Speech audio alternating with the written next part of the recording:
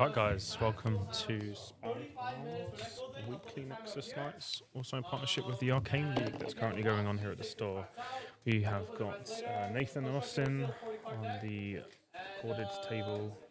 Looks like we have a Irelia versus, I think that is going to be a playing fast, Wages of Pains, going on to sneaky deck cams, try and clear that off. Sort of fast points from Aurelia, that's going to be countered immediately. It's very good for Aurelia player, it's going to slow down the full spell Victor.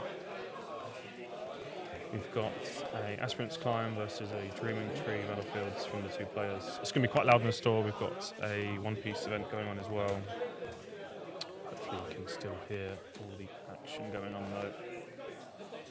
So we've got the Victor player going to 5 runes here. It looks like a full spell variant of the deck, so not too sure if there's going to be many units coming out. Let's brings it up. Oh, it's a Lux, my bad, not Victor. I can't really see too well from the glare. So it's going to be a Lux coming out now.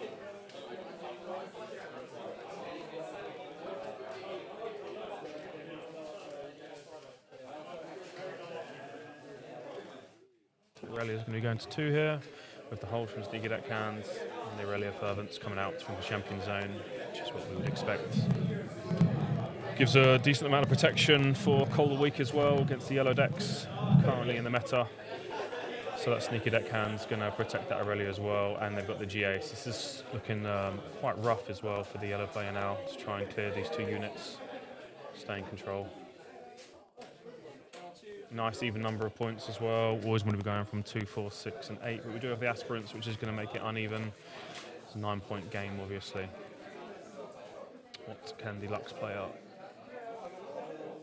do on this turn? So tapping the Lux, tapping the 3. It looks like it's a Rocket Barrage repeated. So it's going to be able to kill a gear and do 4 damage to a unit.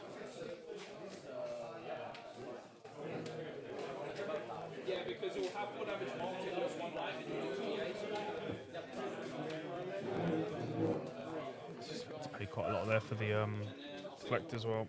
So he's gone down to the Stone Age of Runes on that by the Lux, but we have cleared the main threat from the Aurelia, which is the champion unit, which likes to bounce around. Cool. Sneaky Deckhand's moving in, it's going to go to 3. So does the Aurelia player have a Ride the Winds to potentially draw a couple cards here and get an extra point? Yep. Got the Ride the Winds. It's fantastic on the old Dreaming Tree. It's going to get us a nice amount of cards, refill the hands, get an extra point. Well, the Lux is tapped out and quite vulnerable at the moment. It's really good use of Ride the Wind there. And bringing it back as well to give it that extra layer of protection as well from the Lux spells that like to do damage to units at battlefield. Right, pass it back over to Lux, see what we can do. The points are getting a bit out of hand.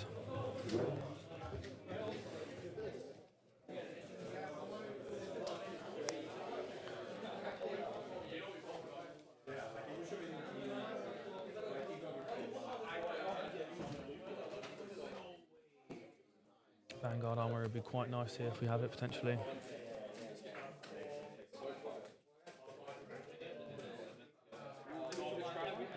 Tap the 2 for Scrap Heaps, good card. It's going to allow him to draw some cards, recycle some cards back into his deck. One block light. Thank you, Billy. It's a really good card. It's going to allow him to just keep drawing cards as well, which is what this Lux Dex wants to do. Just stay in full control, keep the hand nice and full. So Scrap Heap's going to get at least another point here, potentially. We'll draw some cards out from the Lux. Yeah, go in first with the Dreaming Tree. This is good. If he's got anything to react to, he can then draw another card. I'd imagine this is going to get removed here by the Lux player. Yep, makes sense. 3 damage indicated. Any response from the earlier? Hard Bargain repeated. Oof. So the Lux player can't pay that. It's only got 3 runes up, so that's going to counter the spell entirely.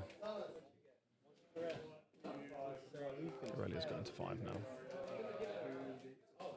Nice, some nice Nike boots on the field as well.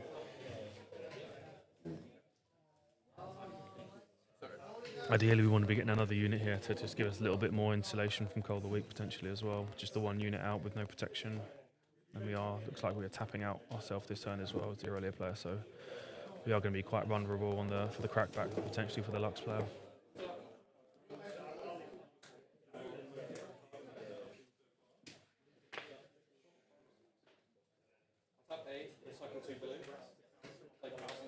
Eight and 2 for the accelerated watch up, very nice. Start getting some points on the board now.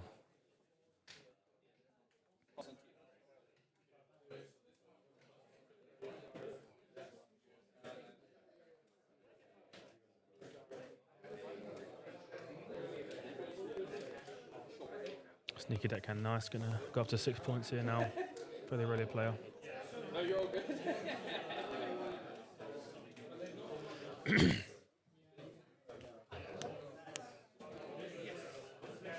That's what the locals come out, right? Funky games.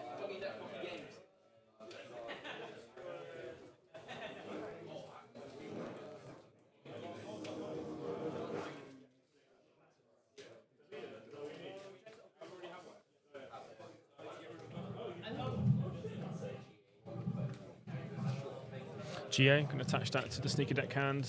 It's going to insulate a little bit from the next potential kill spell that's going to come out from Lux.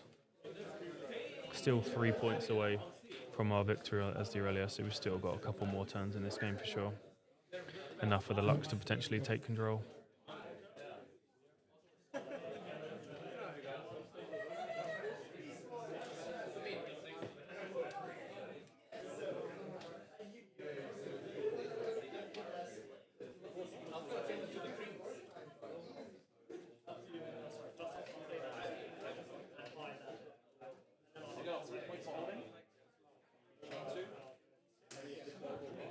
Lux player's going to go to 2 here from the hold, from the accelerated watcher that was played last turn.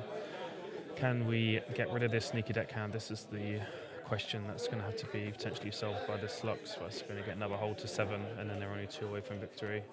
Or are we going to just potentially just do a Vanguard Armory and just start spamming out some recruits?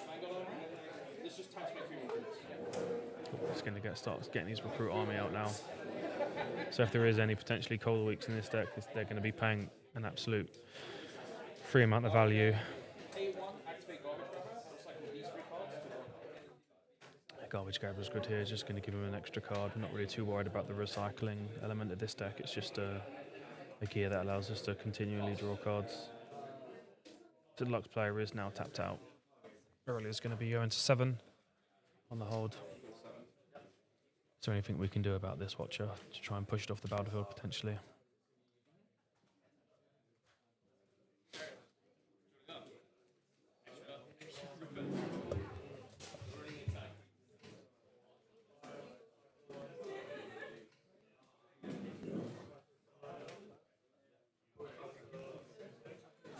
So we're just going to be moving back the sneaky deckhand back to base for now. Another pair of Nikes, because we've got 2 feet, that means we do need 2 boots.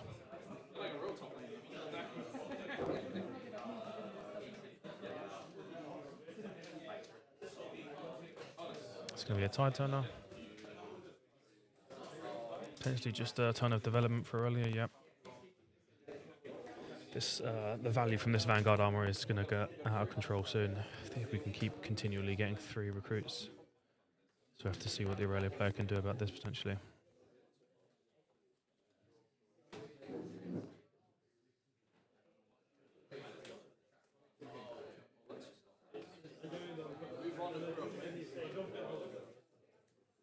Get a free conquer. Just going to go to 3 here.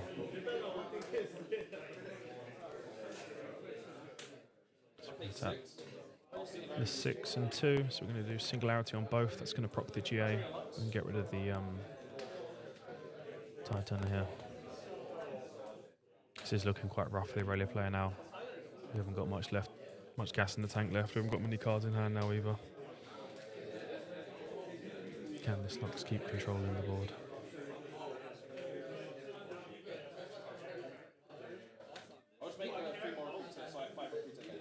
got 5 recruits now in base. Another Vanguard Armory proc. It's got quite a lot of runes up as well now. I'd imagine that's going to pay into anything the Aurelia might be potentially thinking about this turn. We do know as a control deck, we're going to have a lot of kill spells. A lot of ways to battle any kind of showdowns. There we go. So Dragon, that's going to be real rough.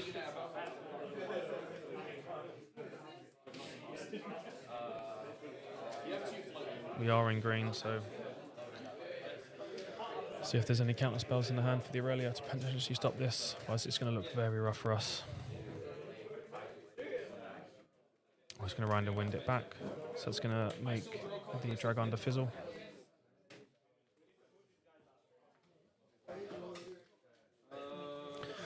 Lux is now tapped out. It's going to be going to 8.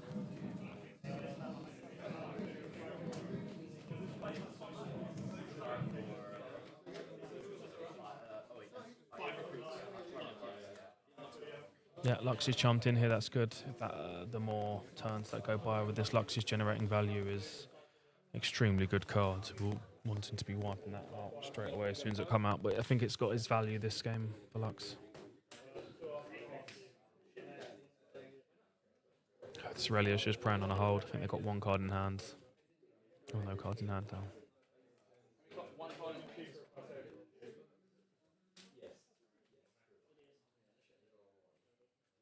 Lux is flush with cards, so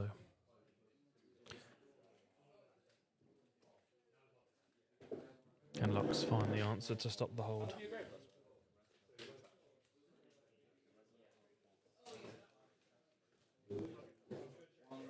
Having a little look through the grave, see how many counter spells have been used so far. Oh my god. You're having to think. Thinking of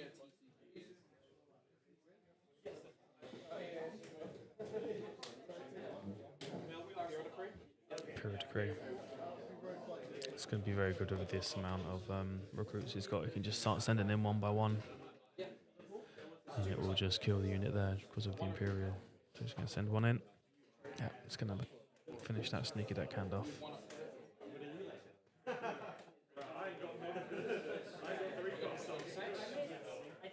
Generate 3 more. The value of this Vanguard armor is getting this is really good. I'd imagine the rare players are going to have to potentially find some sideboard options to deal with that in the next available games, because the amount of value that has gotten has been extremely good here. So recycling with the grabber to get another card. This is going to be a real tough situation now to try and conquer 2 or try and hold for the Aurelia. Not got many cards in hand. Discipline, just so he can draw a card. Not sure he's going to have to find the answer here. That Aurelia dying was a real setback at the earlier stages of this game. We want to be protecting our Aurelia champion as much as possible. It essentially dying the turn it came out was a real setback for this Aurelia player in this game. Draven's going to be coming in. So obviously with how Draven works, it can score 2 points in a singular turn. Generally it's used in combination with Charm. Charm in, for example, a recruit, wins a combat, gets an extra point, can finish off the game like that, but we have used our Charm so far. If this Draven wins this, then they will win the game. Nice, that's very clutch by the Aurelia player there at the end, being able to make it ready. All it needs to do is just win a combat. So that's going to be game 1 to Aurelia. That was a very good game. The discipline there. To draw the extra card on the recruit. It was a very good game. I was thinking because I think you have interaction in your hand, which was like So game 1 to Austin here. So if we're thinking about some sideboard options, I don't want to speak too loudly because obviously I'm not too far away from the recorded table, but there is potentially stuff we're going to be looking as an Aurelia player to put in here. Some gear hate potentially, maybe some ways to deal with the Lux unit as it comes out a bit earlier. Obviously, Aspirants is a rather favourable battlefield for the Lux player, so that being used already and it hasn't gone in their favour, this could be quite hard to get recover with 2 more games in this best of 3. I was very impressed with the way that the Lux was able to deal with the Aurelia unit as soon as it came out. So we'll see what the 2 players will be siding in for this kind of matchup.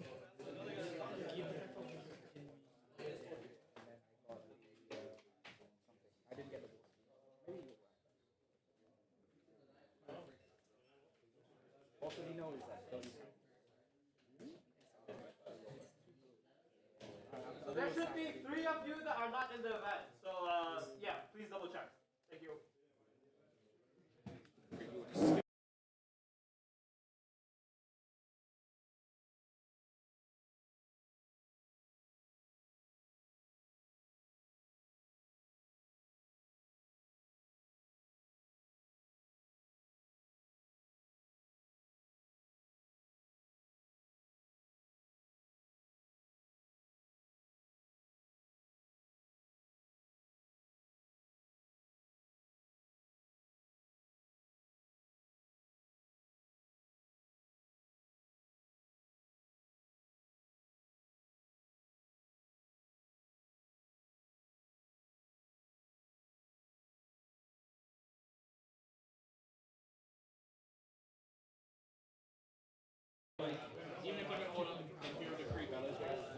This is a matchup I would definitely say is more favoured than Aurelia. We've got a lot of the good green counter spells which can be difficult for the Lux.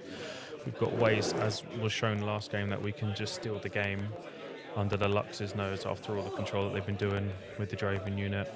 We've got some nice ways to either charm stuff in or just charm stuff out and then ready a unit and then get the double conquers and stuff like that. So I'd imagine this is quite a favourable matchup for the Aurelia.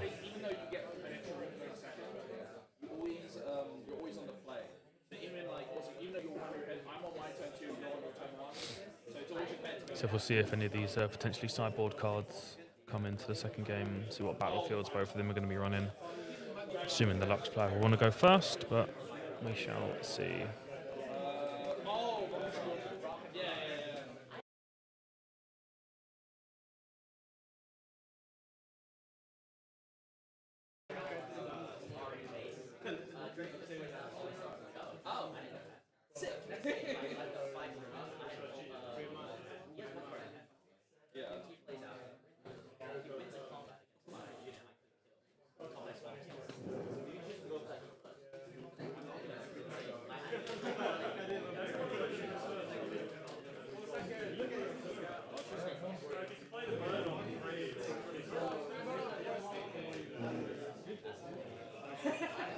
I think that is Sigil from the Lux player. Yeah, and they want choosing to go first as well.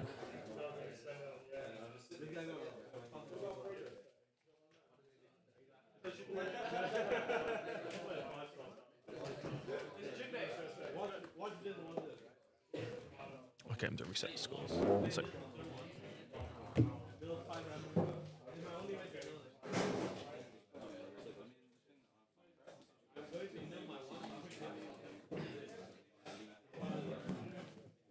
That's the scores all reset. We've got Sigil for the Lux player and we've got Sunken Temple for the Aurelia player. So the Aurelia player is favouring to get potentially some more draw this game. In the Sigil, hopefully, for the Lux players looking to slow down Aurelia because they can score a lot of early points with a lot of their movement, ride the winds, to sneaky that cans. Especially as they'll be starting with 3 runes as the Aurelia. Can they get that sneaky that can? That's what we'll be looking for as a Aurelia player here. We do get that sneaky that can, that is fantastic for us. Try and speed up this game. So we're going to go to 1 point straight away into the Sunken Temple, obviously choosing to avoid the Sigil and not de-ramp ourselves rune unnecessarily.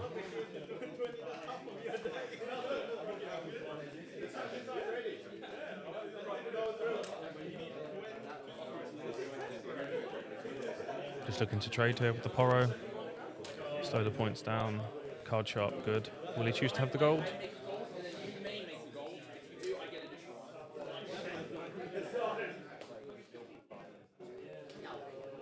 Oh, he's decided to take in the gold. The Lux is going to get 2 gold. So I think the Lux is going to be in some absolute flush amount of runes this game, because even if we do potentially in the future decide to cast something like a Singularity or multiple Call of the Weeks, we are not going to be losing our runes.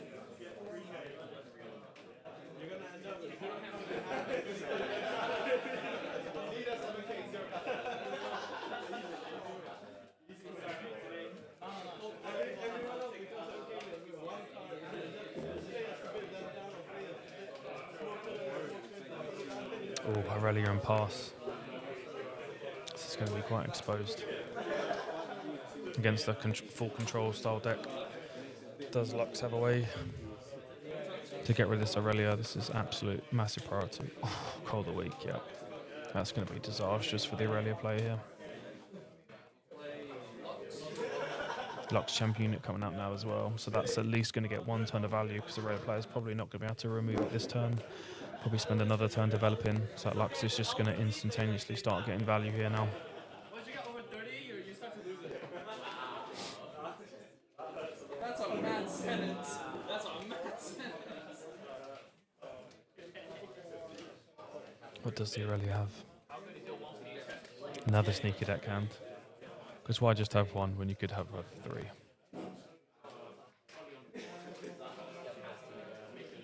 So it's going to be a sneaky and pass, leaving ourselves with 4 runes open as the Aurelia player, potentially to counter any kind of kill spells. So we're using the Lux here, getting that value for the next spells. Falling Star, I think that is. It's going to be 5 damage to a unit at the battlefield. Or is it 6? Yep. That's going to finish that unit off. More than enough to kill a sneaky deckhand. Going to tap another 3, another card sharp. Does he decide to take the gold? Does the Aurelia player decide the gold? No. So the Lux player sitting on 3 gold now. So pass it back over to Aurelia. Really got to try and find a way to stick a unit at the moment. It's just becoming really difficult. Here comes the Draven. Any way to protect it? Can't imagine this is going to stay alive too much longer either, unfortunately, for this Aurelia player here. So Lux is going to go to 2 here.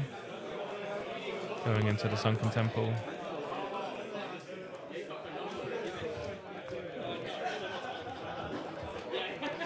Call of the Week, yep. That's going to be the end of this Draven's existence in this game. This is a real rough game for the Aurelia player here. Now we've got a Vanguard Armory going. This is a real difficult spot. Pretty much every single removal from Lux is completely landed while still being able to develop, and now we've got a Vanguard Armory.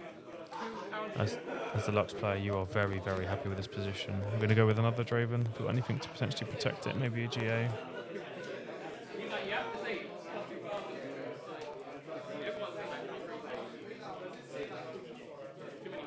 That's a factory recall. That's going to send the Vanguard Armory back to the hands. So that's going to stop the recruit spam going on. I do have 3 recruits up currently.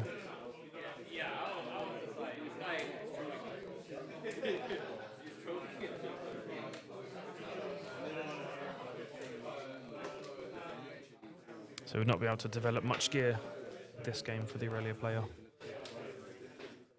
No Swifties, no GAs. So we're going to send a recruit into the Sunken Temple to gain another point, go into 3. That means we've got 2 more ready recruit tokens. I'd imagine 1's going to be going into the Sigil from the amount of runes they've been able to preserve with the gold from the card shops. I don't mind losing 1 from the Sigil. So we've drawn from Stupefy. Send in the recruit to the Sigil, lose a rune, gain a point. Not too unhappy about that at all at this stage of the game. Very flush amount of cards in hand. All my runes up. Couple of recruits. Happy days. So the Draven's sent in. Imperial Decree, they're going to trade unless it's countered. Would have been a nice win for Aurelia. Would have been able to score 2 points there if that recruit would have died. But we can imagine with the amount of runes that Lux has left up that there inevitably would have had to have been an answer for that, I'm afraid.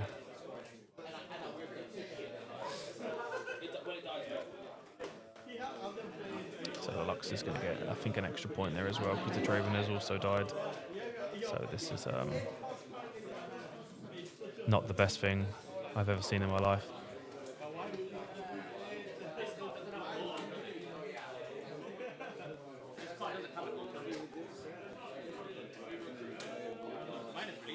I think this is just kind of the inevitable for the Lux play here. I think we will be going to a game 3 quite shortly.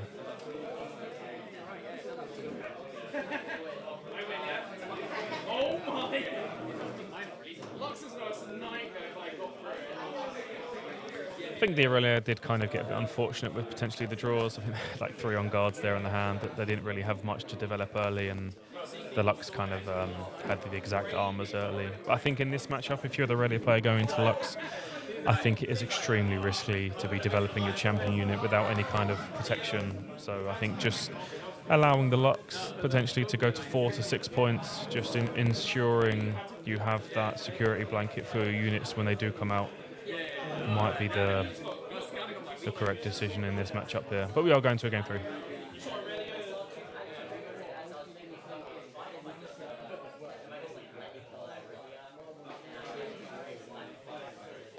See if there'll be any swapping of the sideboards.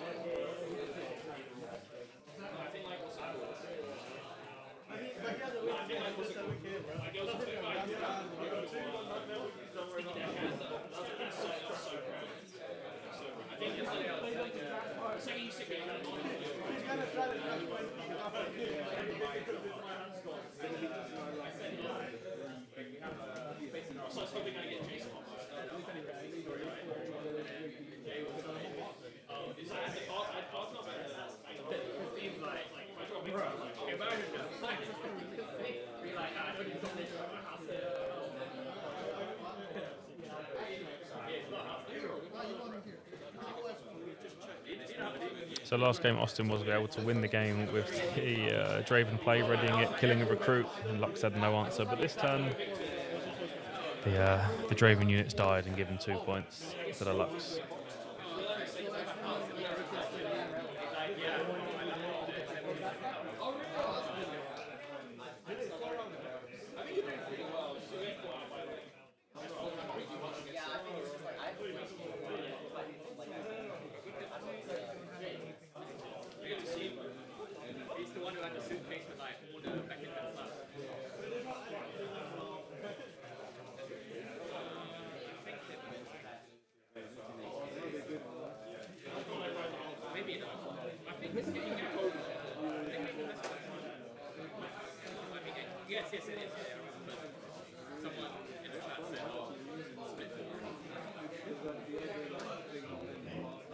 So we haven't seen an Adaptatron from Aurelia yet. I'd imagine it is going to be in the sideboard. Would be a fantastic answer for the Vanguard Armory. If the Lux is able to get the Jace combo off with the Vanguard Armory, which is quite common in these lists. We'll see if the Aurelia can get the Adaptatron to answer it straight away, or at least have it in base ready, potentially, for that type of play. Or a disarming rake, but that's not too common, I suppose, in green. So it looks like we've got a Viral Moors and an Obelisk here. So the Aurelia player is going to be able to start on 3 runes, but this time there is no Sneaker Deckhand. But the other possible best turn 1 play for us is going to be something that's able to keep our units alive. Really want to be able to deal with this Lux champ unit quite early. Because the value, like I said before, that it's getting is just astronomical. Celacorn Hoarder with the GA. That's going to be really nice if we can start drawing loads of these cards, trying to avoid going into Viral Moors, obviously. That would be preferable. But can this Lux player start getting rid of these removals? Oh, Salvage GA. That is a sideboard card and a half here. You have to draw a card as well. Defire, yeah. Looks like the Aurelia's got a much stronger starting hand here to keep the stuff alive now. So if Deluxe does want to try and remove this Stellar Corn Holder, it is most likely going to stay alive from the GA now, because that is sticking. Aurelia play is tapped out now, so there is going to be no longer any available counter spells.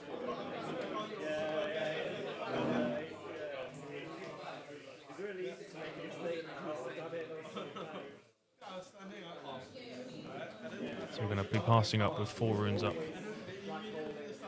for the Lux play here. I'd imagine that Stellar Corn Holder is going to get at least a singular trigger at the minimum. It's going to get a point and a draw. That's exactly what we've been missing for the first 2 games, to be fair to the Aurelia player. Sneaky deckhand straight into the Varmors. We're going to go straight to 2. That's a unit we're not really too bothered about here. That's just going to be fantastic insulation for colder weeks. Lux and 5. What are we thinking about here?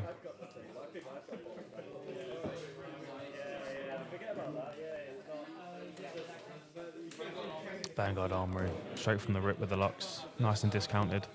Starting getting some of these recruit tokens going.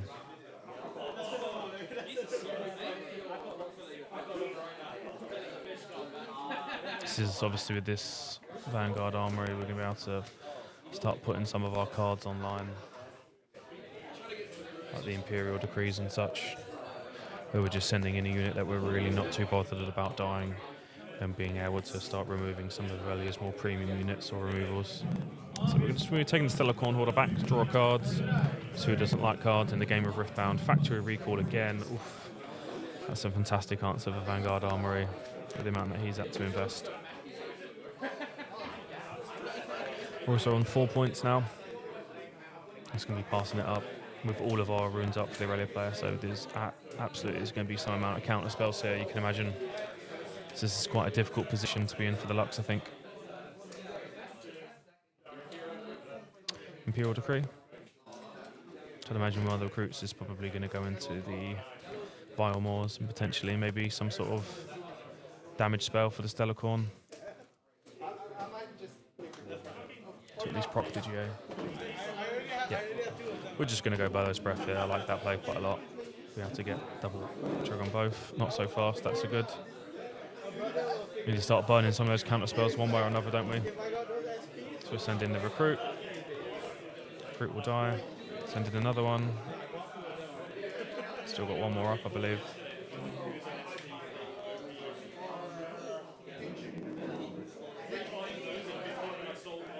So allows us to get our first point of the game for the Lux play here.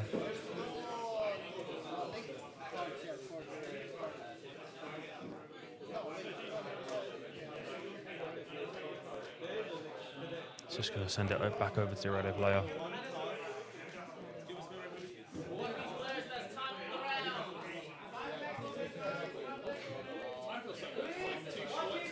Send in the Stellar Corn, draw another card. That has got an astronomical amount of value this game. I think it's drawn like 3 or 4 cards already. Aurelia's coming out here now.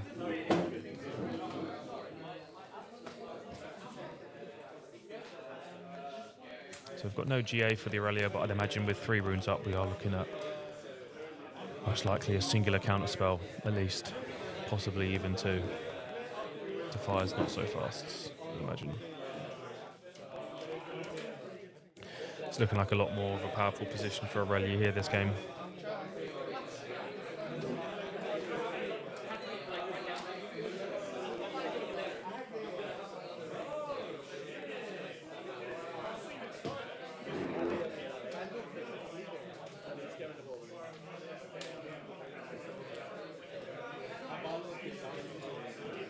Looks like they're potentially posturing for a singularity. Picking up, nope. Thinking about something else. The 4 and 2. The 4 and 3. So just targeting both the Aurelia and the Stellar Corn here. What answer do we have for the Aurelia? Oof, that's going to be nice. That's going to get that Aurelia out of kill range. They've also had to play the deflect. So their runes have gone back to the Stone Age here. As a Lux play here, this is looking really rough now. and it's only killed one unit.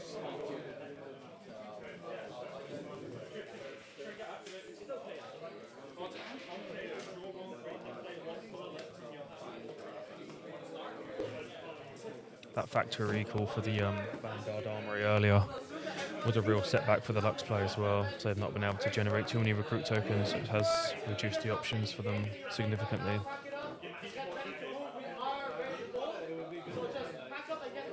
We're considering the call of the week. I'd imagine that's going to be a hard bargain. That is looking real rough now for the Lux player, going down to 2 runes. And everything has just been absolutely countered by this Aurelia play. Tapped out, the Aurelia player is going to go to 7. They're going to draw more cards. Yeah. Hopefully draw into some more protection for the 2 units. This is definitely not be selling the Stellar Cornholder to the Varmors. We don't want that to get stuck there. We want to continuously have our options to draw cards. Here comes the Draven unit. Yeah, this is. I think this is going to be game here if there's a way to get this Draven unit into a ready status. And follow the corresponding table numbers. They should be represented with the One Piece table numbers. Table 1 is not there. Cool. There's the handshake. Yeah, a tale of 2 sides there, because game 2 we saw all the removal with no protection from the Aurelia, and on the reverse we had all the protection for the Aurelia this game. I think the deciding factor in this game was the Stellar Cornholder early was able to draw so many cards and just give the Aurelia so many options to protect himself from this Lux player. And then the Factor Recall and the Vanguard Armory is a real heavy loss to tempo here for the Lux player. So I'd imagine that was a nice little sideboard card for the Aurelia player. But we will take a break before game 2 gets set up, give the players a little break, give myself a little break. So we'll be back with game 2 later on.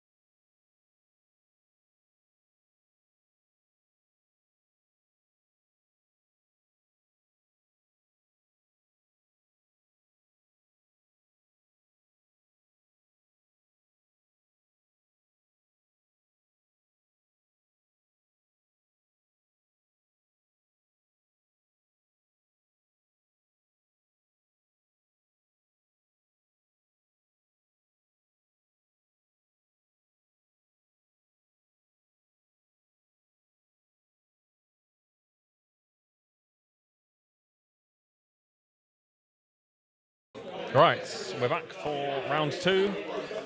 Oh, Max is just trying to fix the camera, so he's leaning forward. So we've got Max versus Jacob.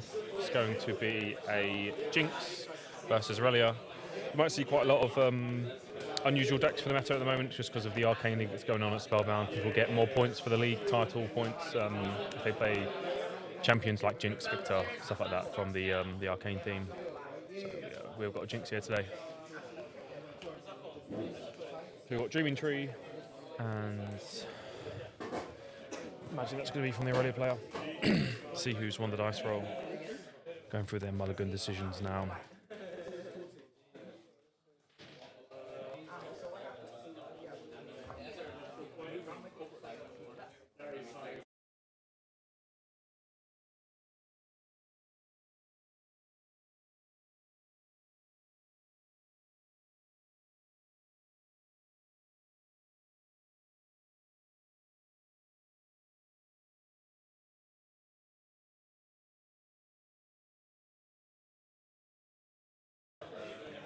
Cool.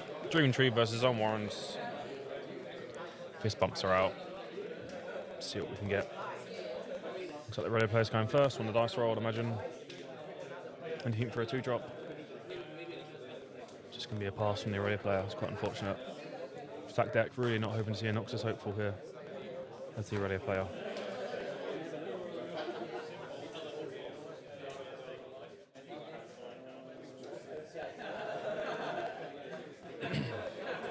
Tap the 2. Does Max have a 2-drop? He does. Cool.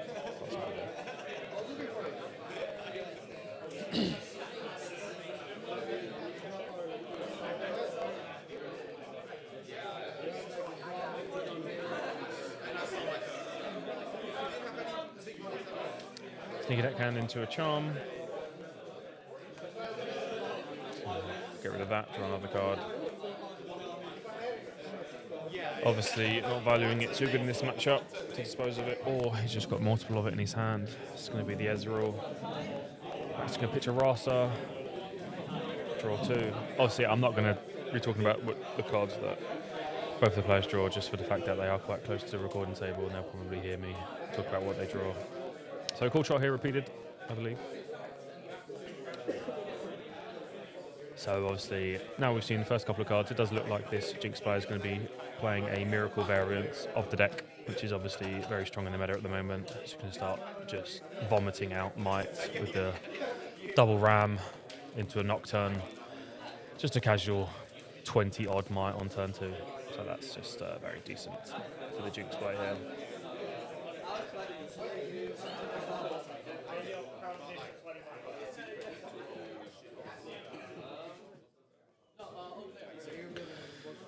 What can the ready player get out here? Sell a quarter holder would be nice to start drawing some cards.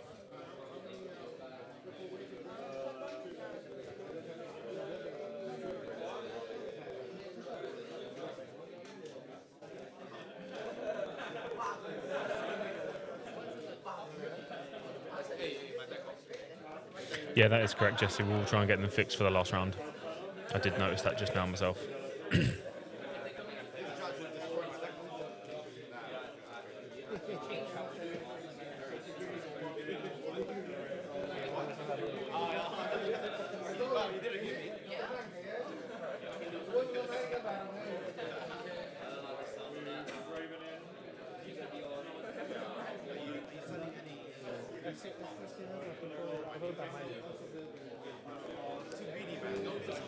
This is already looking like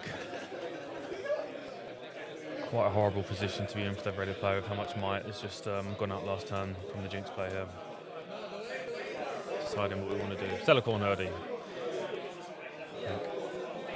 Normally have a couple turns to develop against the Miracle player, but it looks like they have hit quite well on a high roll, so they are going to be rushing the points down. So Stellacore nerder will hopefully be able to get some nice amount of draws in.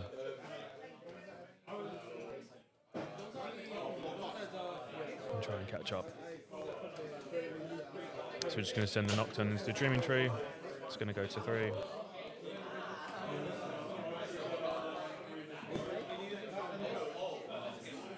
Good one, sorry. Yeah, they are the other way around.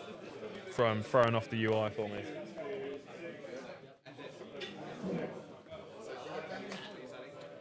And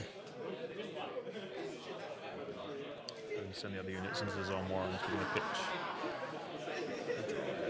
into a cold shot.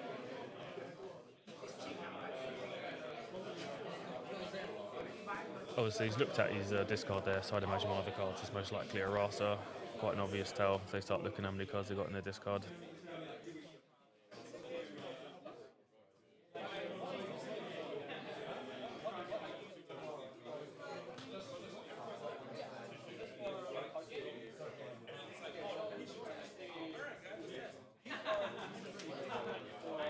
It's a nice full and flush hand there for the Jinx player. 4 runes to play with. What do we want to do? Just going to pass it over. Leave them up. Potentially for some reaction spells to stop this. Stellar Core and drawing some cards, I'd imagine.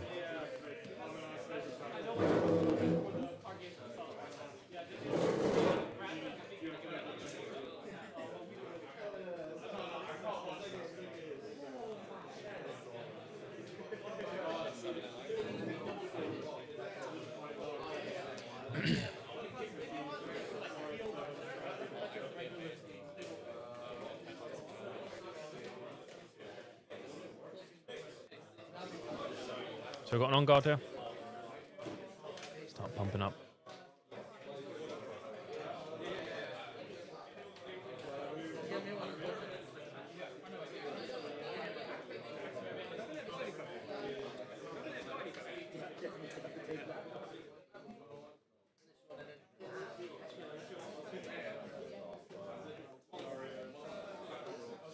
Cool.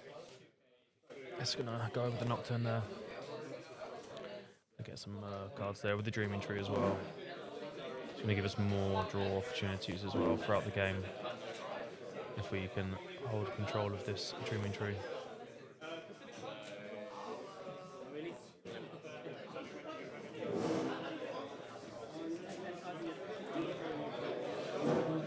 You have a nice little pair of Nikes. Fantastic in Aurelia. Start zipping about both battlefields. He's going to attach him straight away. Looks like he's pointing towards an Aurelia trigger to ready the herder. So do we think we've got enough options potentially to go over the double ram? Now that this Telecorn herder is going to have ganking, we've got some pump opportunities to try and go over them. I'd imagine with the 4 runes left up by the Jinx player, we might have a response here potentially. So we're going to go over to Zon Warrens.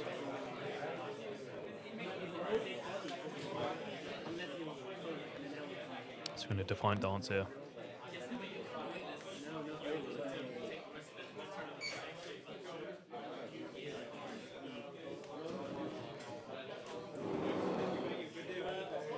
So we're going to attempt to push the Stellar Corn Herder. Imagine there's going to be a counter here from the Aurelia player. The 3 runes up potentially. If we've already invested this much already, we've got to make sure we try and conquer this.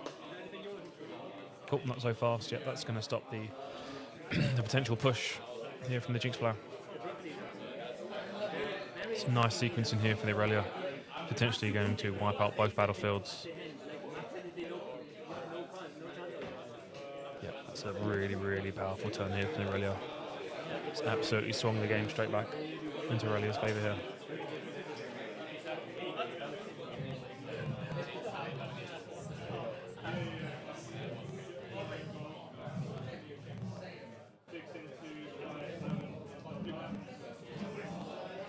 Two points a pop. Oh, it's 3 now. 3 is going to be, yeah, well, it's going to be on 3 now.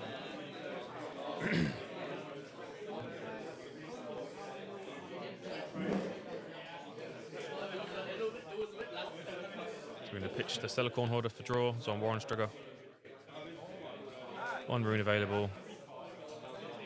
Not too much, I think the Aurelia is going to have to do with 1 rune. I'm just looking at the pass here. Potentially hide card. We are in purple.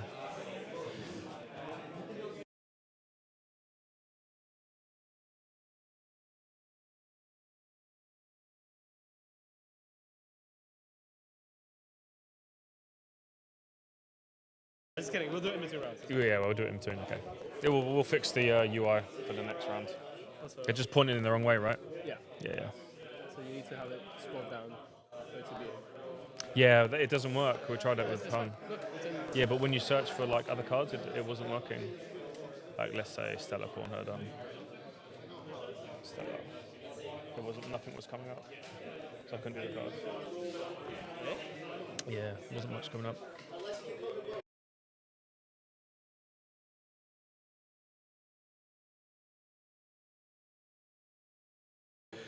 Why is your card search viewer not working?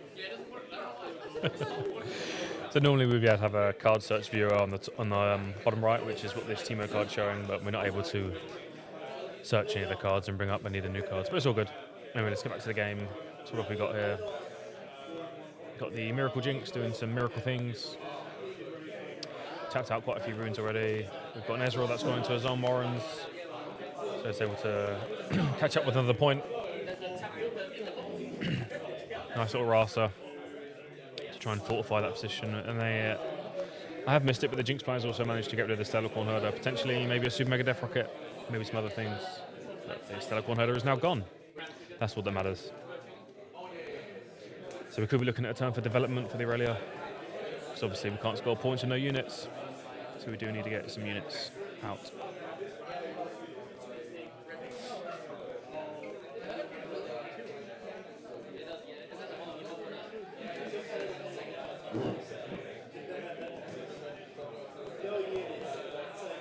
G8, that definitely helps protect a unit, but it isn't a unit.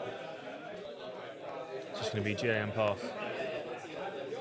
I can understand the wanting to make sure that if they do develop the Aurelia champion unit, that it is secure, but this is going to give the Miracle player a free turn essentially to either develop more for the response to capture some extra points. So they've held to 4, so they're both on 4 points.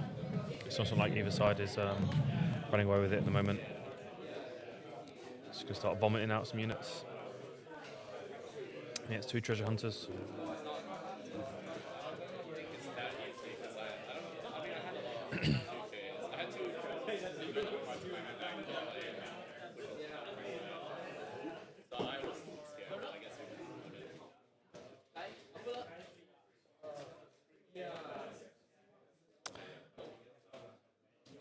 Ride the wind on treasure hunter.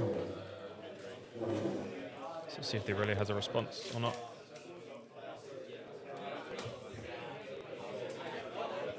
So it would mean that the it's going to resolve. So Max is going to get an extra point and start on some gold with some of these movements. I imagine he's going to leave it there to spread. Oh, he's going to move it back. Okay, so he's going to allow him to get another gold. Is this? I think they're potentially maybe rewinding to potentially react to the Rider Wind to push it back. Or are they gonna? No. Okay.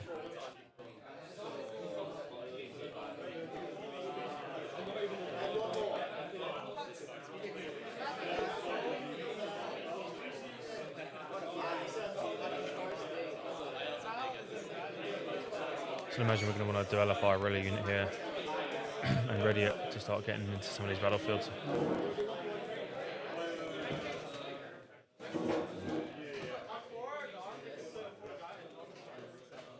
Yeah, attach GA to the Aurelia.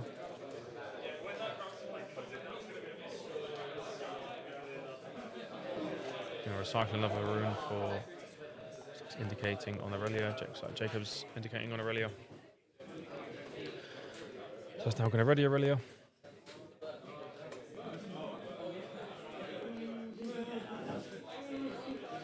Going to the Zon Warrens, what we're going to pitch. We're going to pitch a Doran's Ring. What they're going to draw into, look like a charm.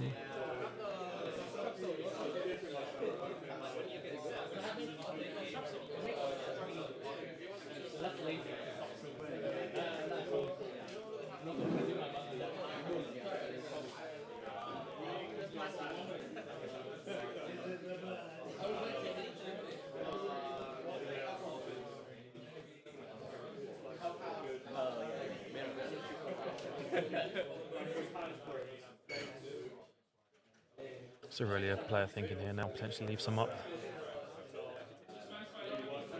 We'd ideally love to be getting into the Dreaming Tree here to try and draw some more cards with any kind of interaction. So we're going to be charming in that Ezreal here. It's a fantastic target to get that charm on. Could stop a lot of the miracle value and the reduced reduction costs on that. It's always a good unit to get rid of. This is a very, very close game. Picture Rune, hide a card. Radio player's got 4 runes and 2 up. Quite a few cards in hand.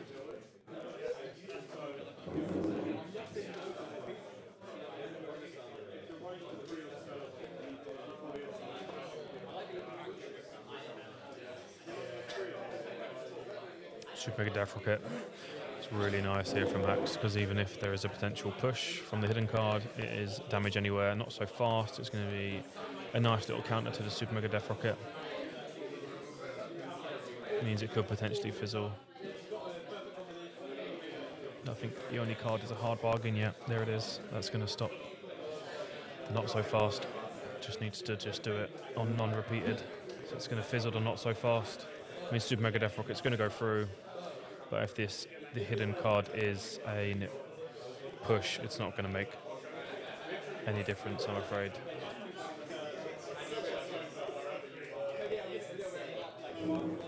So that's going to pop the GA. Got to start somewhere to get rid of this Aurelia unit. So rocking the GA is not the most horrendous thing. Also gets us another point on the board, another cycle, some more gold. It's going to go up.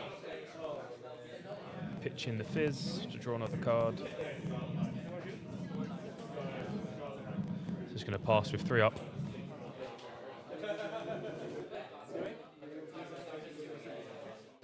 Can the Aurelia wipe out both of these battlefields? As the Jinx is looking threatening to hold to 8 here. Aurelia's going to go to Zon Warrens.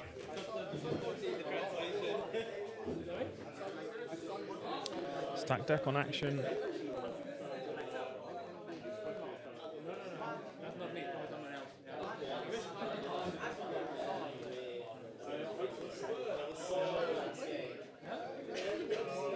Actually just having a little look at his grave, seeing how many he's got left of certain cards.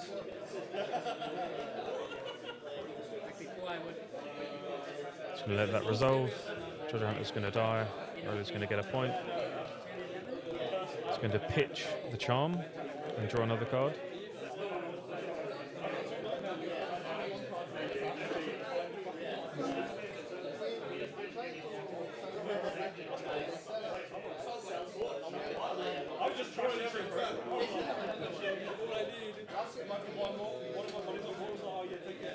Do we have a way to get this to the other battlefield?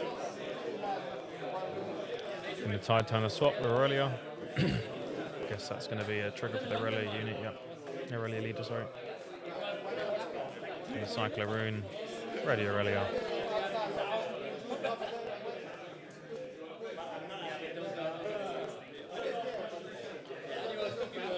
Send it over to the Dreaming Tree.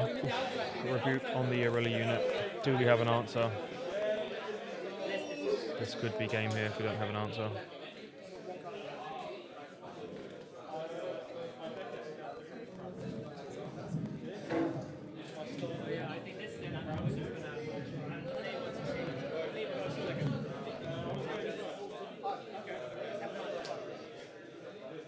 So we're going to game 2 there. No answer for the rebuke.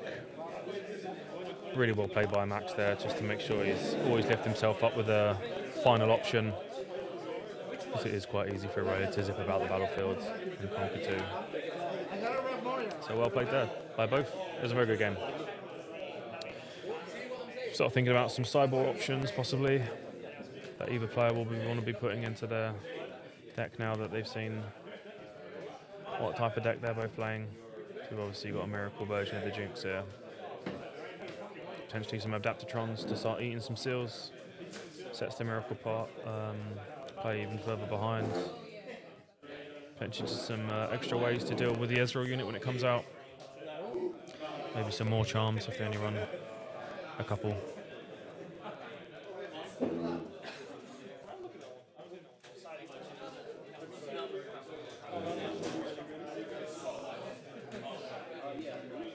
Classic Max fashion, he has somehow managed to shuffle his runes into his main deck.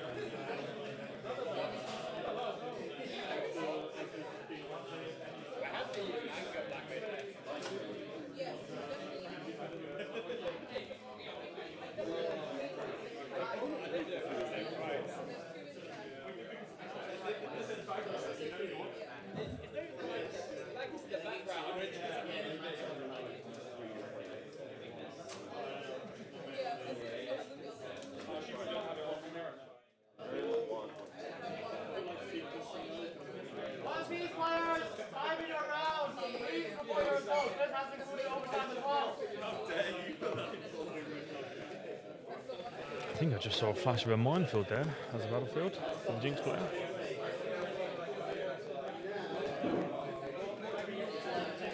It's definitely a more of an unusual choice of battlefield.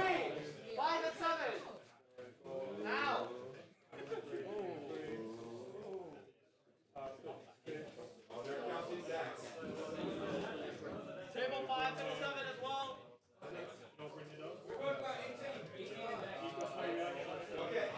Characters on board, I think. Yeah. Grab some more. So you want.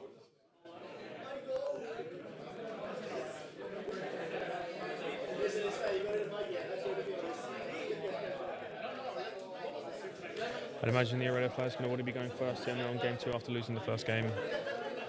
Normally they do like to run the extra rune going first so they can have sneaky deckhand possibilities to open up that line. We will find out. I believe that is a sunken temple from the Aurelia and a minefield from the Jinx. So maybe the Aurelia players decided to sideboard out, potentially sneak a deckhand. Maybe they don't run it at all. Maybe they run some alternative options in the deck. So we'll see how that pans out for them.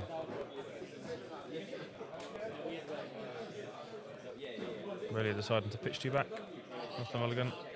Max is happy with his hand. Guess bumps are out. Let's see how we go. It's going to be a pass from Aurelia, same as the game 1. And the Max doing it with 3. Aurelia off the rip. Not Aurelia, sorry. Ezra off the rip. It's going to pitch a butterfly.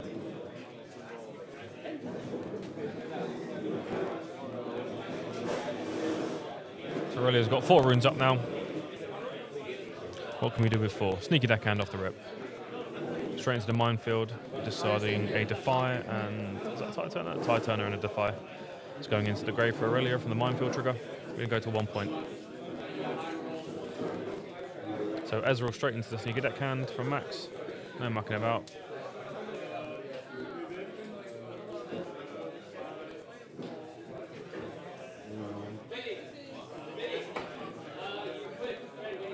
Any response from the Aurelia? Looking like an on guard and an immediate response with a hard bargain. That's going to finish that showdown in the favour of Jinx.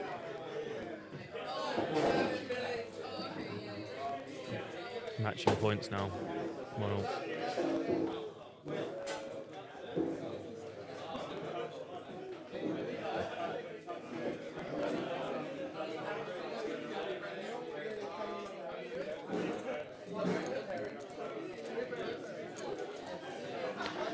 I suppose it is quite an unusual situation for Aurelia to find himself in, because if you decide to deploy the Aurelia unit unprotected, there is always the possibility of Super Mega Death Rocket, which is obviously not a normal line you would face in for these Miracle players. Sneaky deckhand off the rip, straight into Sunken Temple. He's going to gain himself another point.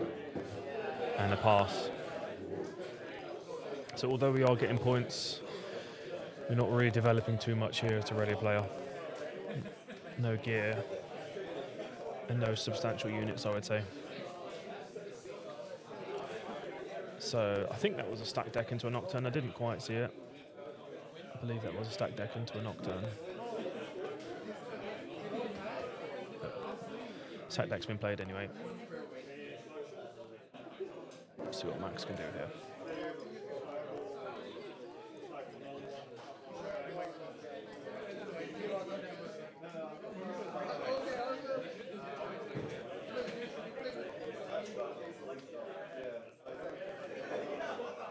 Fizz.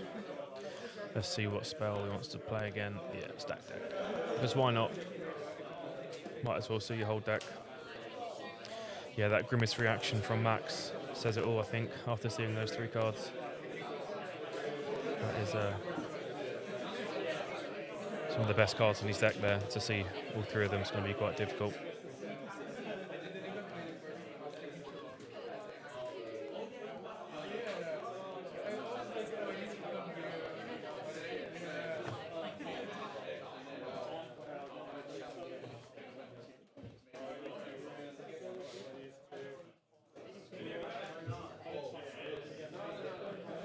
So going to bring the Ezreal back to base.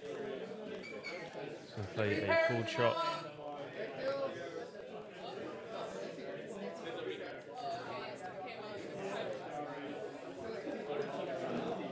So that is quite unfortunate for Max. The last 2 turns he cycled his deck, he's seen all 3 of his cooled shots and 2 seals, and has not been able to take any seal.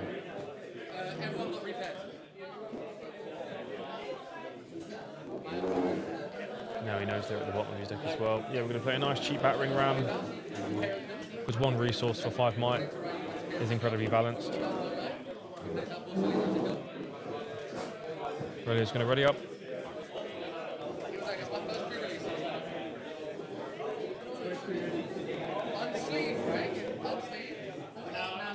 Aurelia's going to hold as well. The issue the Jinx player is going to have here now is that Max has pitched quite a few of these seals back from his cooled shots and his stacked decks, so his ruin pile is going to be hurting quite a lot for the rest of this game. Stellarcorn Herder, fantastic card from Aurelia here.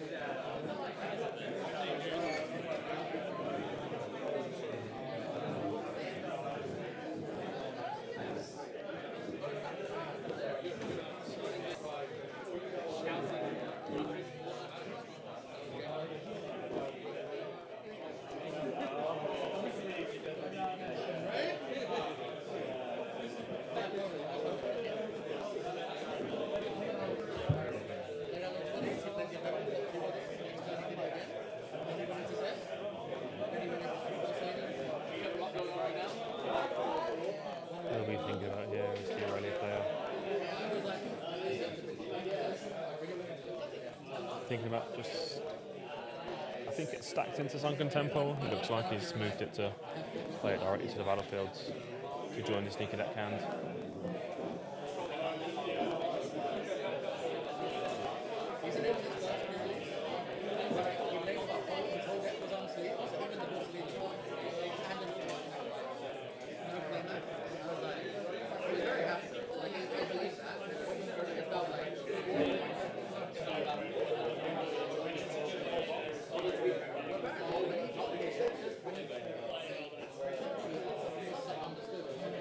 See what Max wants to do here.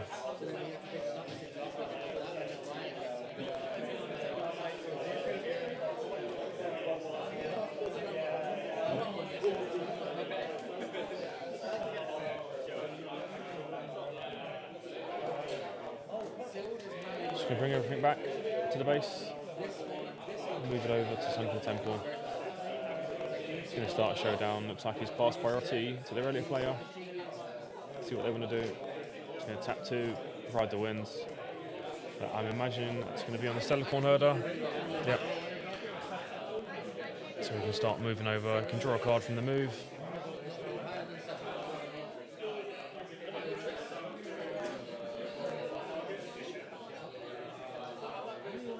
So that battlefield's going to resolve first. It's going to be able to tap the 1 and draw from the mighty units entering Sunken Temple. And then the second battlefield will have to resolve.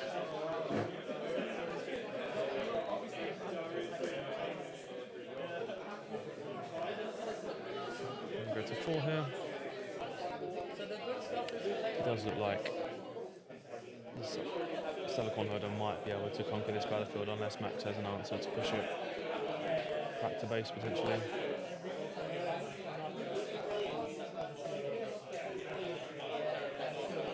That many cards in hand, you would imagine he probably does have an answer. Probably more just debating if he wants to use it at this point in the game or not. It would deny Aurelia the ability to draw some more cards. Okay, it's going to conquer the minefield. Going to pitch you GA into Defy. That's quite unfortunate. Some of the better cards in this matchup. Going to be 4 points apiece now. It's going to send the Ezreal into the Stellarcorn Herder. 3 more each.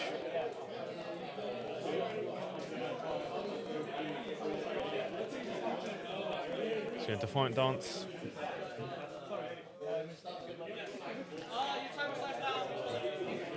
Got 1 rune up, so a hard bargain on repeated would stop this. Potentially he's got some ability to push the Herder as well. Although it would allow the Aurelia player to draw a card. It would match card for card and the ability to gain the point.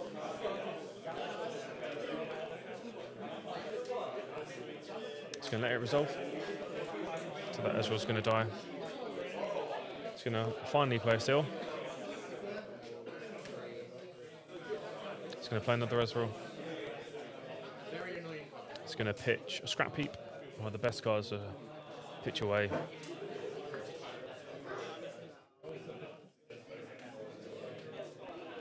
It's going to stack deck.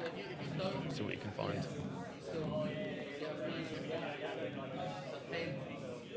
I have to rest it.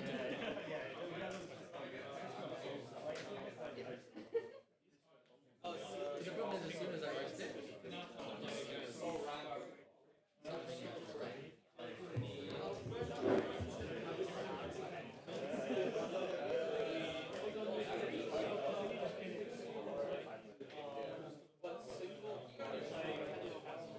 Cool. Just going to pass it back over to the Aurelia. It's going to hold to 5.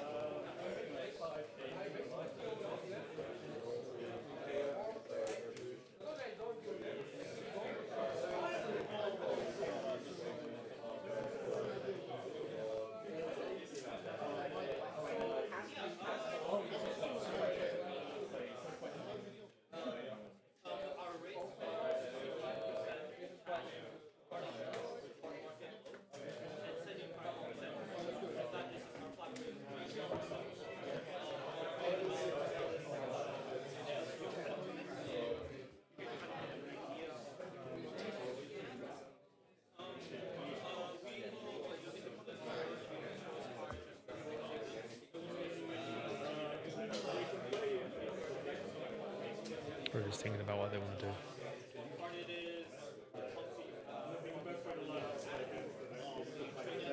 There's quite a lot of might on that battlefield. At the Sunken Temple. The Aurelia unit's going to come up here.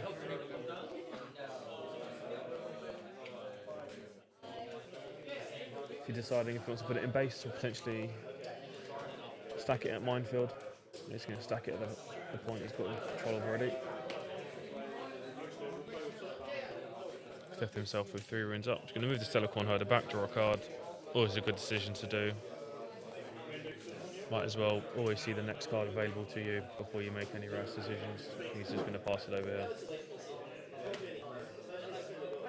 Max is going to go to 5 apiece. With this hold on the Sunken Temple.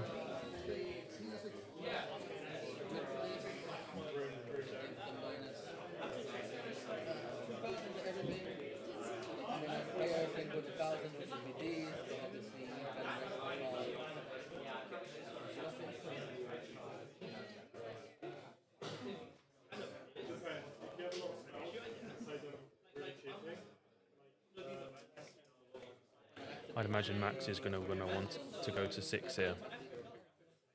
so we can make that final push from 6 to 8 potentially.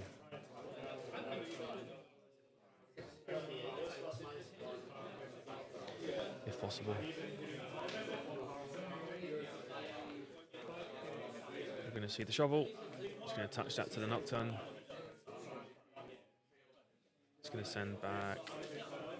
I think they were both hard bargains there. Back to the bottom of his deck.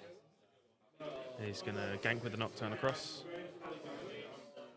So that's 6 into 5 currently, I believe. It's pass priority to Aurelia. It's going to be an on guard. Just going to give +3 to Aurelia.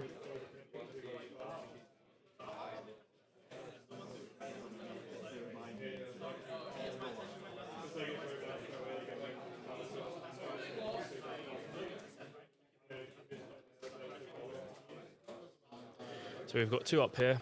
You can imagine that the last 2 is most likely going to be some sort of counter spell from the Aurelia here. So Max will have to take that into account.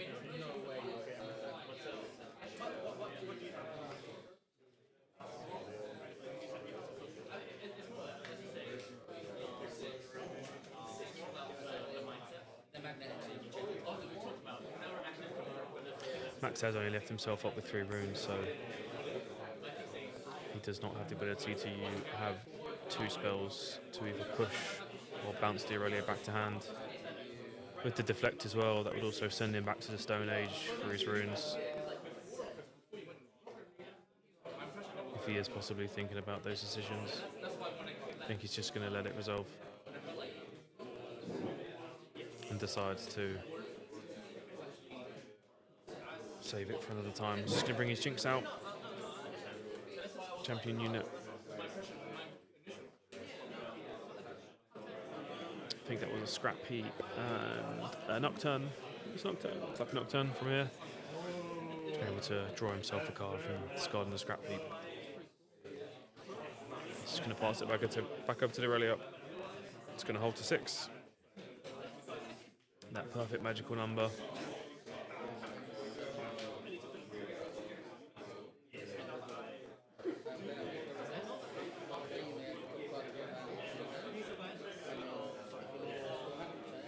Telecorn Herder into Sunken Temple. It's going to go to 7, draw yourself a card. It's going to bring the Aurelia back to base.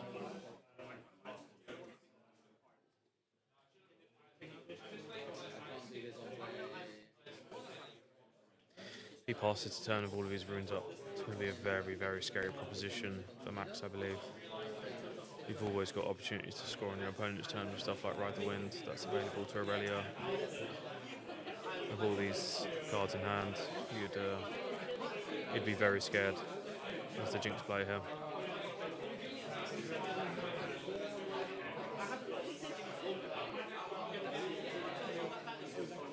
Yeah, he's just going to pass it over to the Jinx player here. So all of his runes are up. Looks like he's got about 4 to 5 cards in hand.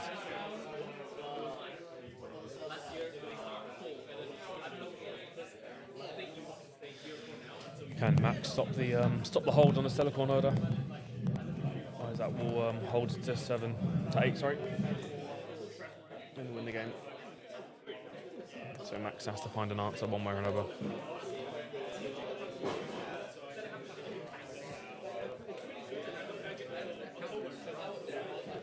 He's going to send the Fizz and the Ram.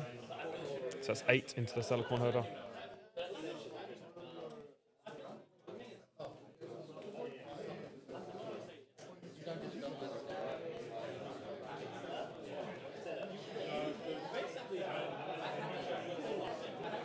He's going to pay the 2.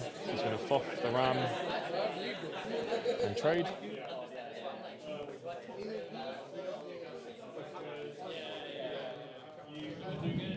So it denies Max a point.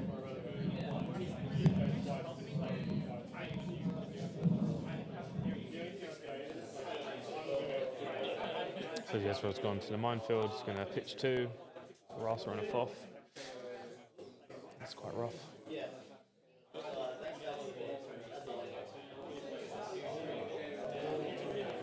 He's going to attach the Jinx with a shovel, not the seal.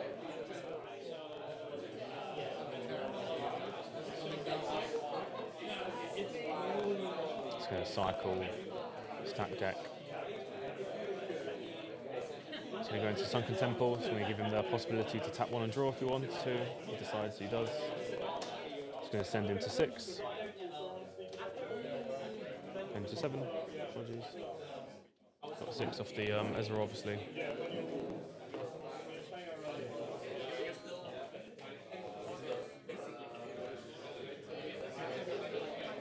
I'd imagine Max might be looking at the opportunity to either stack a battlefield with tons of might, or just leave all of his runes up for possible answers. Yeah, it's going to at least stack a Rasa.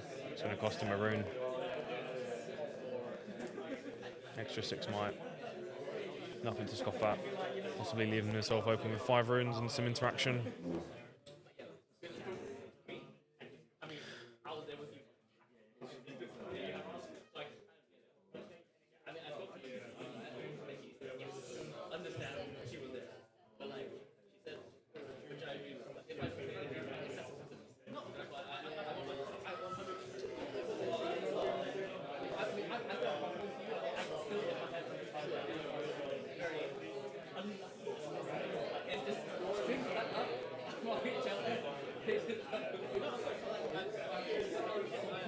It's just absolutely stacking this battlefield here now at Sunken Temple. He is obviously trying to look to hold.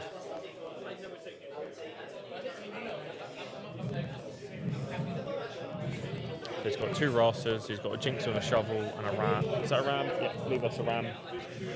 So that is looking like around 20, the low 20s of might. And the hidden card for good measure, because why not? You'd imagine that's got to be some sort of fight or flight, I'd imagine, to push this Aurelia. So this is looking like quite a difficult amount of might to break through. But it could be done. It could be done.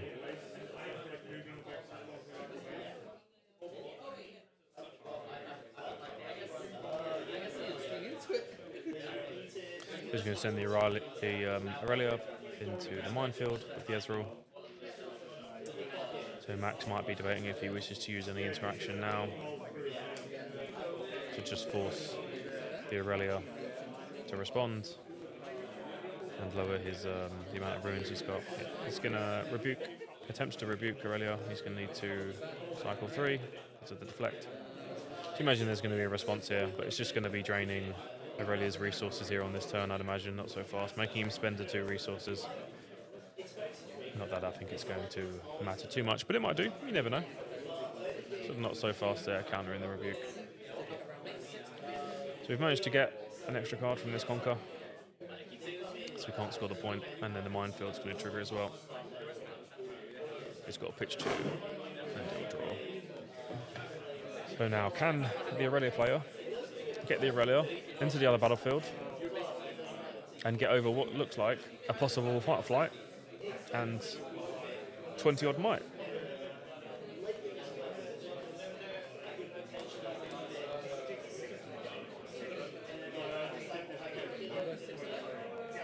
That might be a mountain too high to climb.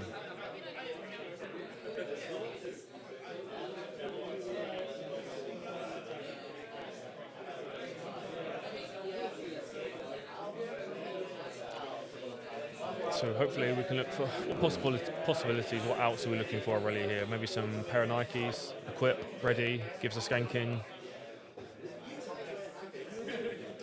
Maybe some fight or flights.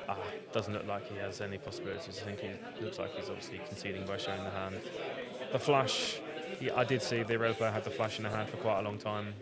Possibly not a great card into this matchup, or didn't find the opportunity to play it. Obviously very good in Dreaming Tree, because you're able to draw yourself a card and protect your unit. Defiant Dance, you've got a rebuke. We've got Switcheroo, I suppose, so you could maybe Switcheroo Aurelia into base, hit readies. But with only one Defiant Dance, I don't think there's going to be enough might pump here for the opportunity to Ezreal to do much. You've got a rebuke on one of the cards, but I'd imagine there's going to be a fight or flight. which could get not so fasted. So maybe there was a possibility, but I don't think you can get enough might on that Aurelia. I think they're maybe just discussing it here. I'm not too sure. Close game nonetheless. Went down to the wire, as you'd expect from two, maybe not meta matchups, as the Max is obviously playing the Jinx variant of the Miracle, but it obviously goes you to show that it can still stand up to against one of the top 3 decks in the meta at the moment in being Aurelia. Or maybe it's just Miracle things, who knows?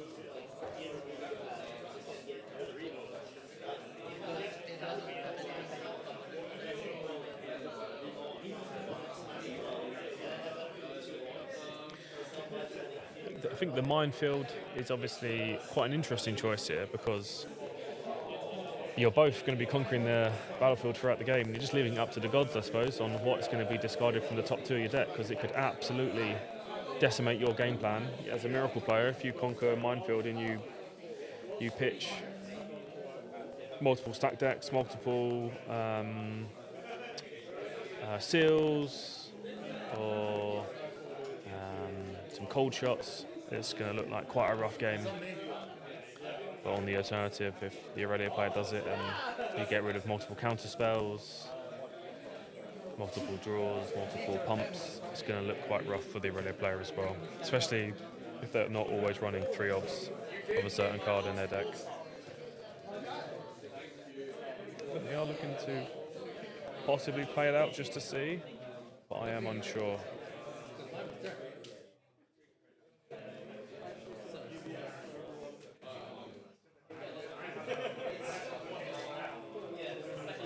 Maybe just possibly simulating what could have happened.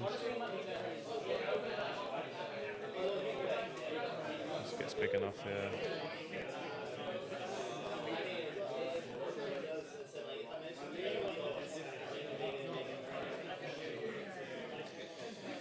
And then obviously Max would probably reveal his hidden card, it would push, and then in response it would be a not so fast.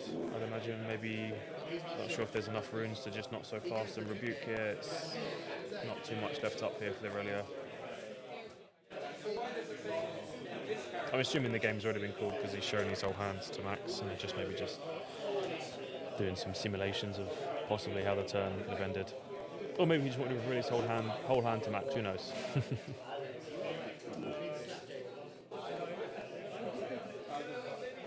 Yeah, I don't think there is any possible way to get over this, I'm afraid.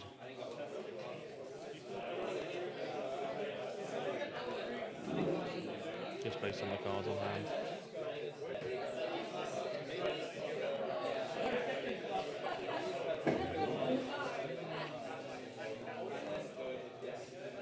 Unless they aren't both on scene, yeah. I'm just simulating it out.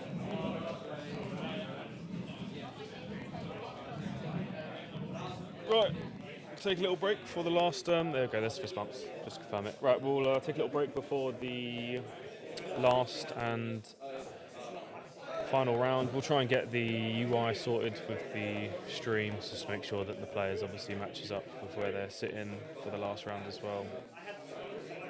Take a little break, have a little drink. I'll be back for the last round in a bit.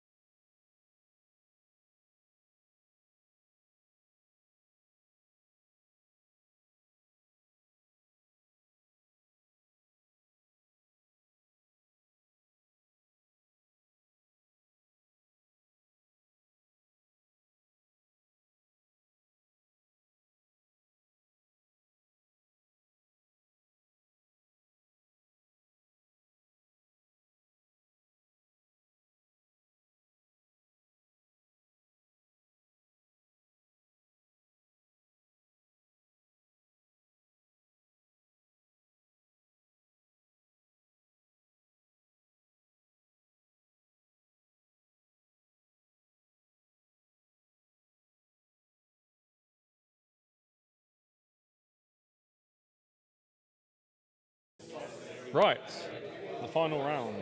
We've got Max again on Jinx, and we've got Dion on Ezreal.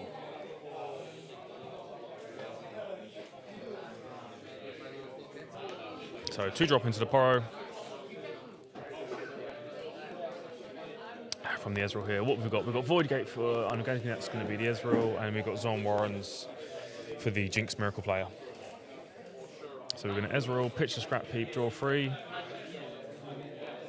Just going to pass it back over to Ezreal here. Boys are playing nice and fast. Can my brain keep up? Who knows?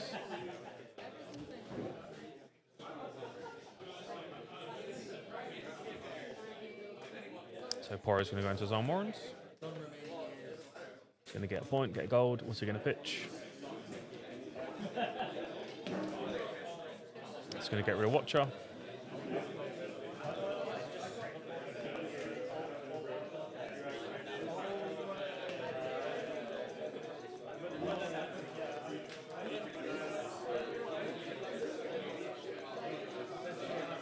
He's going to tap 2.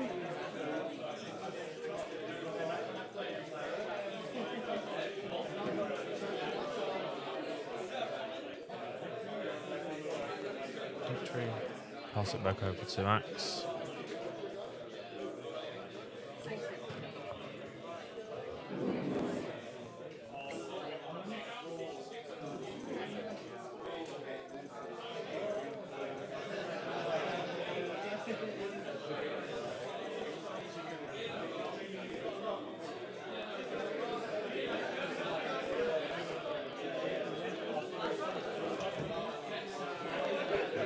The Raven Bloom Student here for Ezreal is going to be quite a crucial card for this deck because it likes to manipulate a lot of spells in combat in showdowns with Vex, so it's going to get a lot of might throughout the game in showdowns.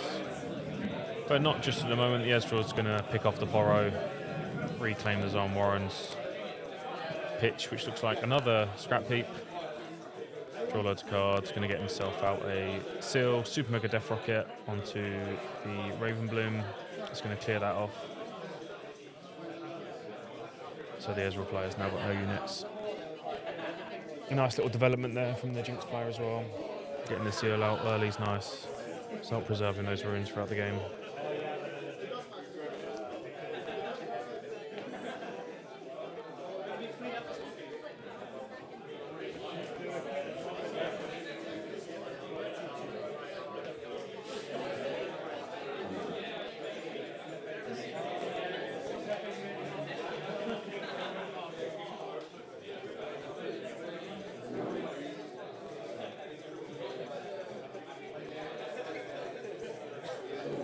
Ezreal player is going to play his own Ezreal. See what Dion wants to get rid of. Looks like a Bellows. Makes sense if he's getting rid of a Watcher already.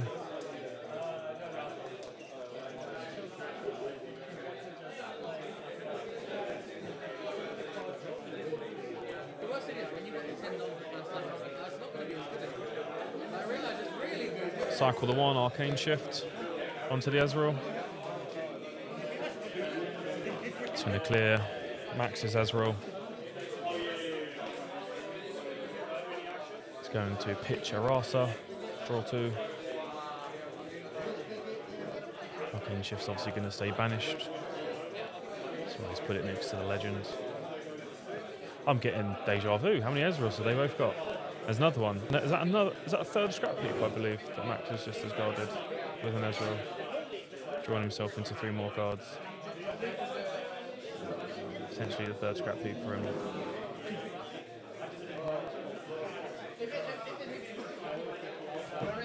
He's going to tap 2 for Treasure Hunter, and he's going to pass back to Dion.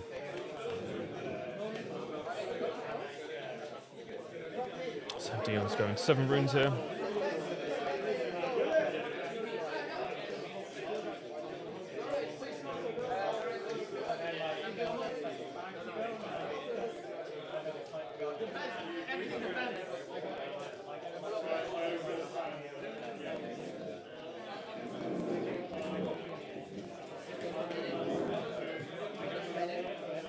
Dion's going to tap 1 for a stack deck. Always a good decision to have a little look through your deck, see what you can draw before making any kind of major decisions of where you might want to go.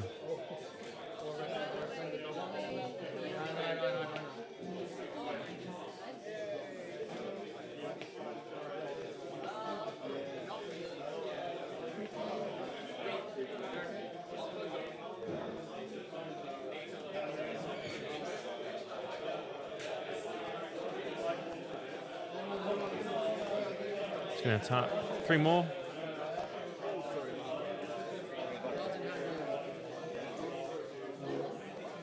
He's going to shovel. And the seal. I'm guessing he's going to tap the seal to attach the shovel into Ezreal. He's going to put back a Watcher. What else does he want to put back? Watcher and a Raven Bloom. Makes sense. He's going to send the Ezreal into Zon Warrens. Max is tapped out, so he's going to get himself 2 points.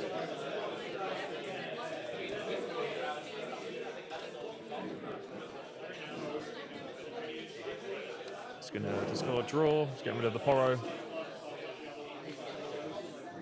He's going to pass it back over to Max here.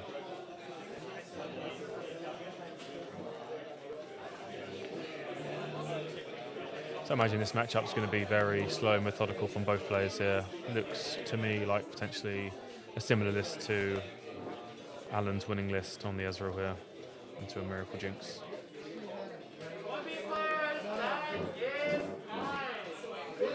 It's going to pitch a Nocturne. Determine the winner and report your results now. Thank you.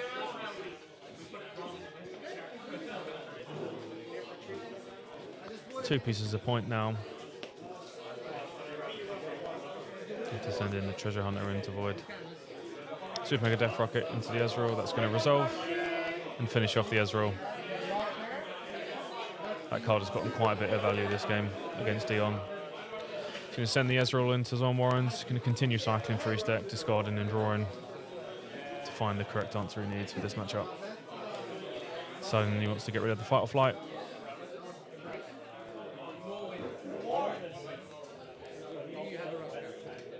Stack deck.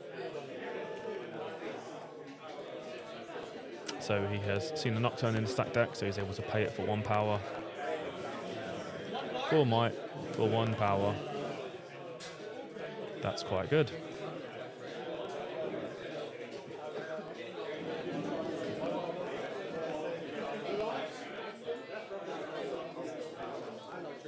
It's got 2 runes up.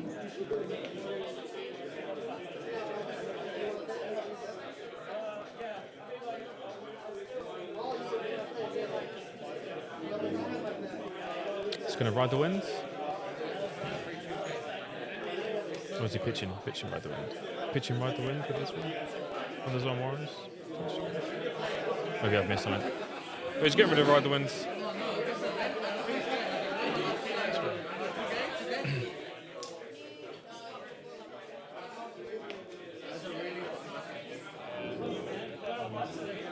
So back over to Dion now, 3 points to 2.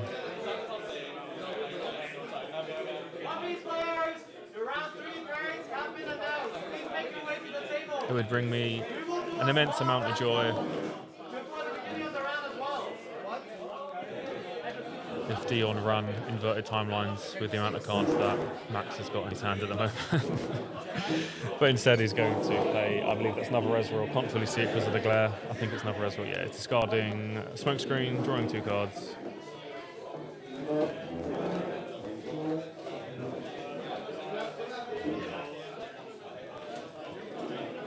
Just counting how many he's got in his grave. Yeah, more than enough for Rasa, I believe. If that's a potential option.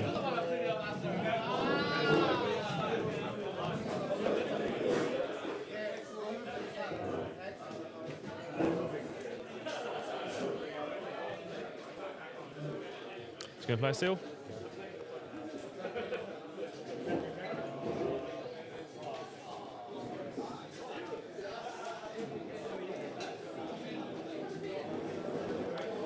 Dion's going to tap 3. He's going to play a Fizz. See what he wants to get back from his grave. Stack deck. He's going to look at 3 more cards, decide what he wants.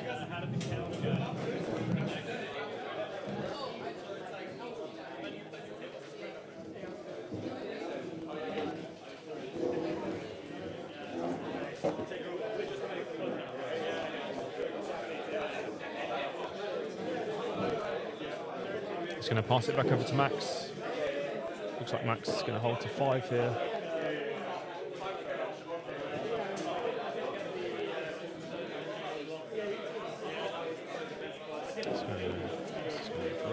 Another super mega death rocket. That is really, really rough for Dion here. I think that's the 4th or 5th Ezreal card I've seen go into a graveyard this game. That card is getting violated into a cool shot. Just going to get rid of a gold there to do it. Makes sense to me.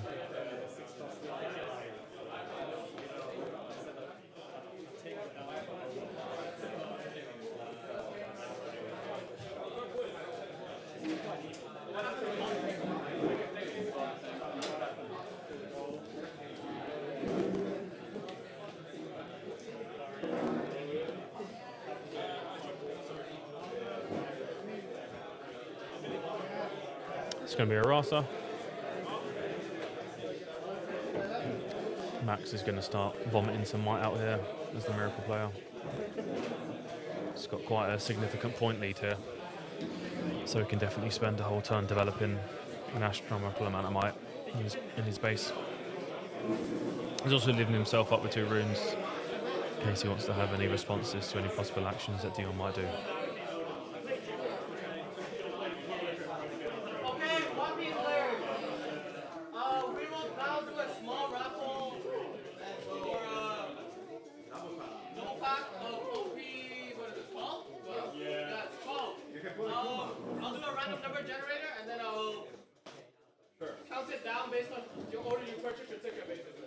If the person is not here, we do it and we run it again. Let's see. 32.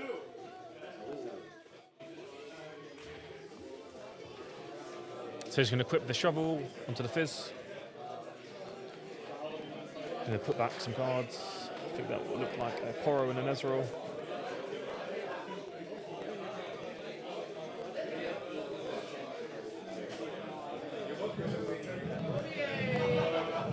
It's not looking like a very good spot for Dion here, being so many points behind.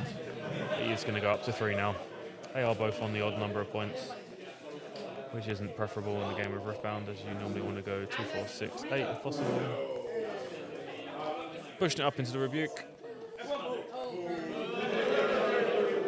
Going to get an Ezreal.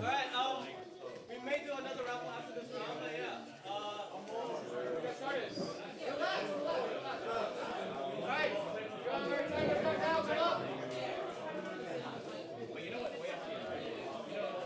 He's going to get rid of the Raven Bloom, draw 2 more cards from this Ezreal.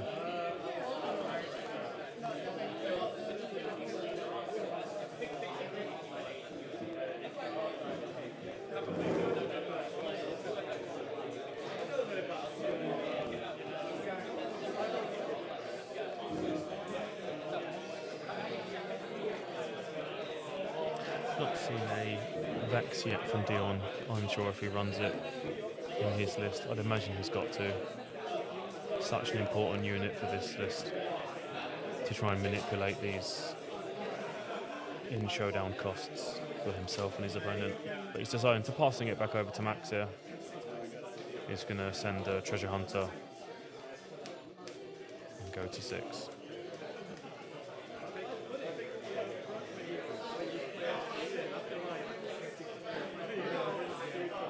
Possibly go to 6 if Dion has a response or not. Maybe he's got a kill spell here. No, it's just going to pass it over to Max. Max is going to go to 6 here now from this Treasure Hunter. So Max is deciding to send everything into the Zon Warrens with the Fizz. He's going to pass it back over to Dion. So we've got Fizz with a shovel, into a Ram, a Rasa, and I believe that's a Nocturne. It's about 14 might from Max, I think. Quick maths.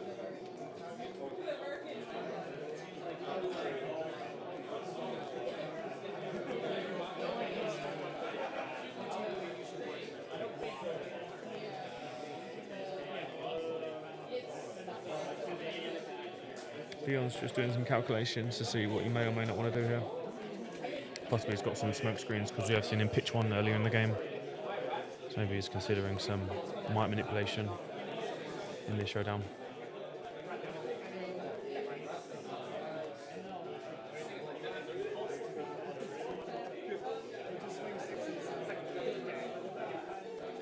Frigid touch. Possibly repeated. I'd imagine so. He's going to draw himself a card from Israel.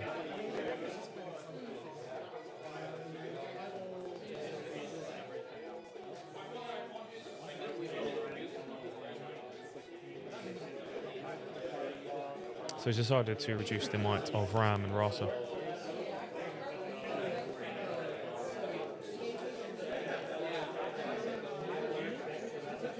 So 3-1 from Dion. Can't see from the glare, I think it's like an arcane shift. Yeah, it's an arcane shift. There we go. Now I can see it without the glare.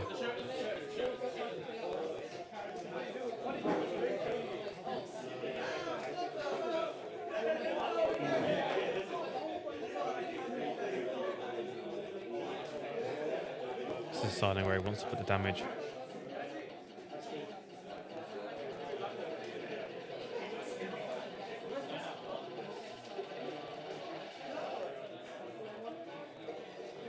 So he's going to play a Bellows Breath from the Arcane Shift of the Fizz, potentially. As he's still deciding.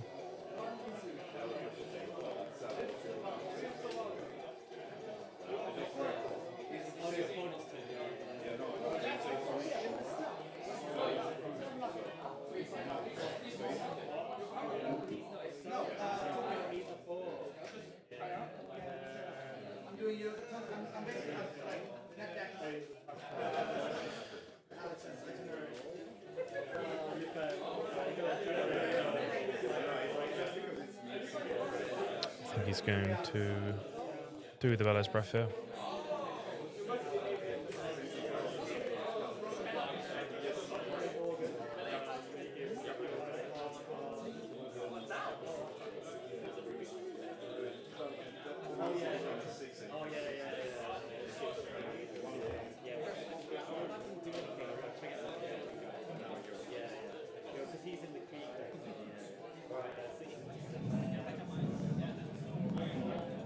Stack deck from Max.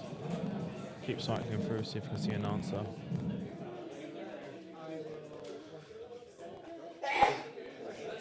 Bless you. So they're going to trade. So in the end, Dion was able to trade all of that light into his Fizz, but he has used a lot of cards for that. Now the Nocturnes going to go.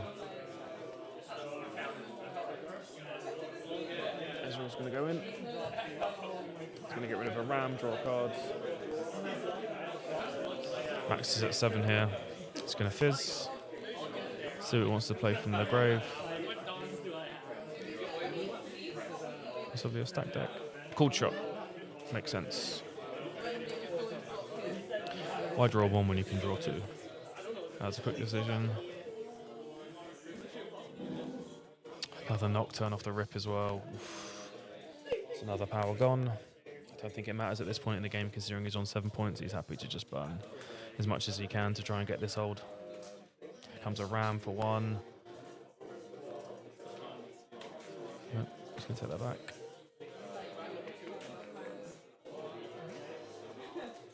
He's going to hide a card. He's got 4 up. Leaves himself up for some stuff from hand as well. Possibly some rebukes, some fight or flights, some hard bargains. This is looking like a tough spot for from Dion here. There's a lot of might stacked up that battlefield. And he's still got a pesky treasure hunter to deal with in the other one, so he doesn't hold to 8. He's going to start with a cold shot. Drawing cards is pretty good.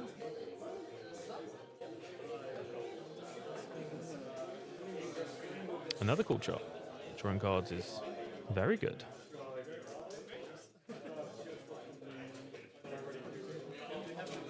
Can Dion find an answer? That is what he's looking for.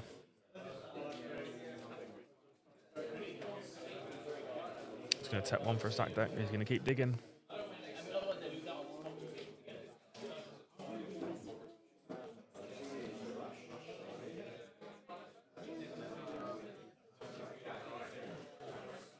Third cool chop.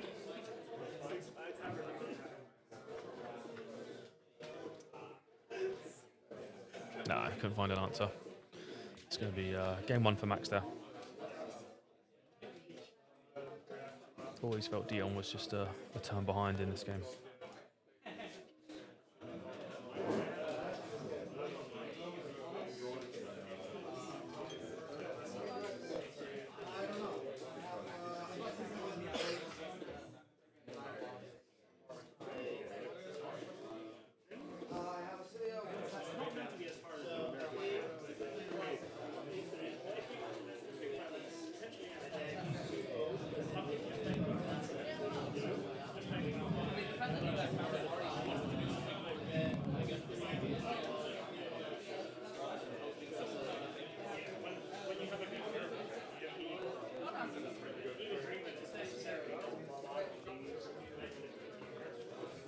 Sideboard options for both decks. Let's see what they can be bringing in. As a blue player myself on a extremely good deck of Rumble that I seem to be playing lately, definitely would want to be seeing some pickpockets come in here to try and get into Max's very deep pockets.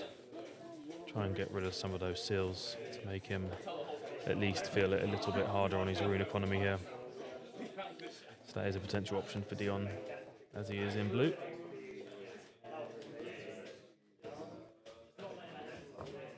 Dion didn't see too many early game removals for some of these early points that Max was able to get. So we'll see. We'll see what he wants to bring in. Bumble cloud. Thank you, Billy, for the input.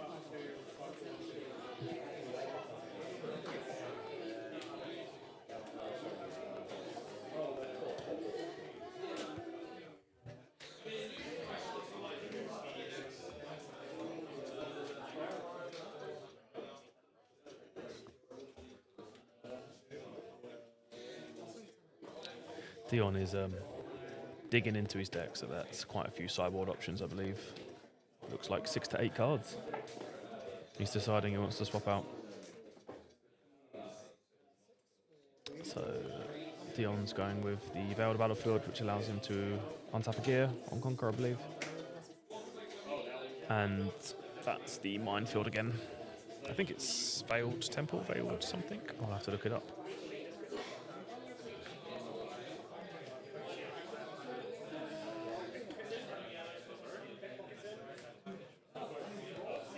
The exact name that is.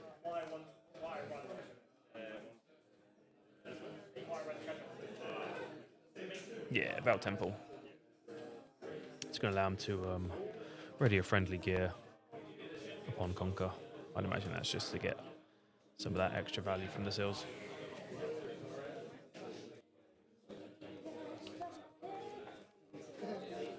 Fist bumps are out. See what we can do here. Dion's starting on the play. It's going to start with a stack deck.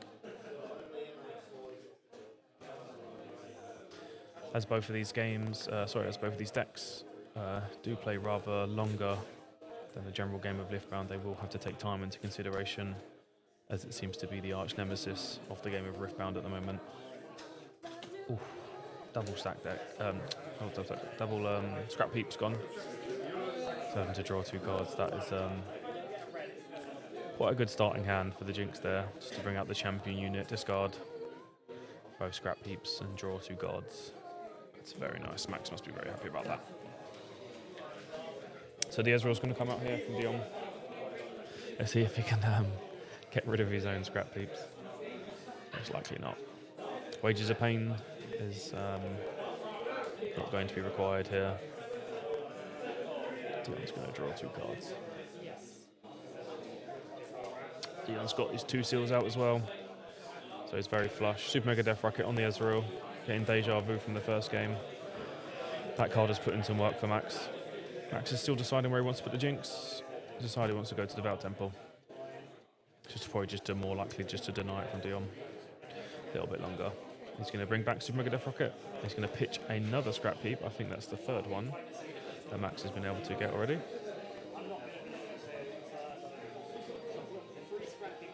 Yep, that's Max is just showing the camera there. 3 Scrap Heaps is the first 3 cards he's discarded this game. That man needs to buy a lottery ticket.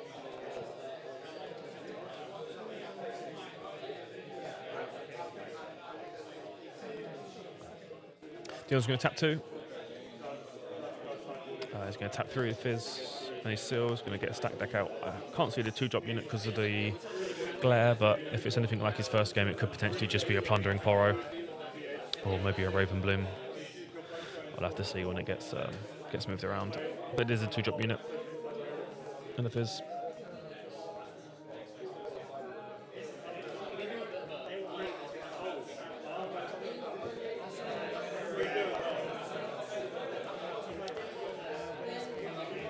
Four seals for the both of them here. It's going to bring Jinx back and Super Mega Death Rocket again. Yeah, it was the Raven Bloom student that Dion had played, deciding to get rid of it with the Super Mega Death Rocket, thinking it is more valuable than the Fizz. He's going to stack deck and deciding to let Dion start the turn. Obviously, these games go a bit longer, so these players are just shortcutting. They played with each other many times before, so there's nothing out of the ordinary, just a bit of shortcut and speed the game up a little bit. His time is the arch nemesis of this game. What can Dion do? Tap in 6. Double Pickpocket, yep, then we did speak about that during the sideboarding options. Pickpocket is a lovely card you want to be plundering in against Miracle, so he's able to just absolutely ransack Max's very deep Scrap Heap pockets and eat both of his seals there and generate himself 2 gold. So Dion must be smiling a lot about that.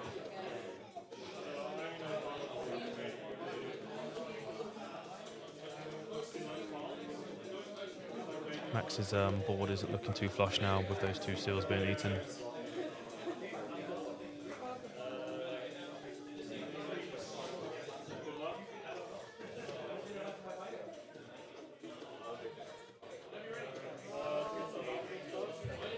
Max has already shown from his round 2 game that he doesn't always need the seals to be able to find the lines to manage himself to get some wins. So it could possibly also happen in this game.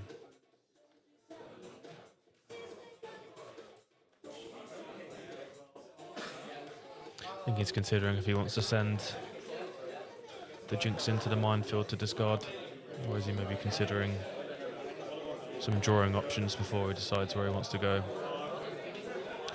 He's going to get rid of 2 runes to do a repeated call shot. This is the power of pickpockets here. Being able to eat those seals is just really going to affect Max's ability to maneuver in this game if he constantly has to use his runes for power instead of these seals. So we'll see what he's got on. I do believe I saw another seal. So potentially it's not all bad. If Max decides he wants to minus himself 1 more rune to potentially play that throughout the rest of the game, he is going to decide to do that. There's the 3rd seal. Someone needs to deck check this man. 3 seals this game, 3 Scrap Heaps this game. I'm sure he's running 6. Just can't prove it.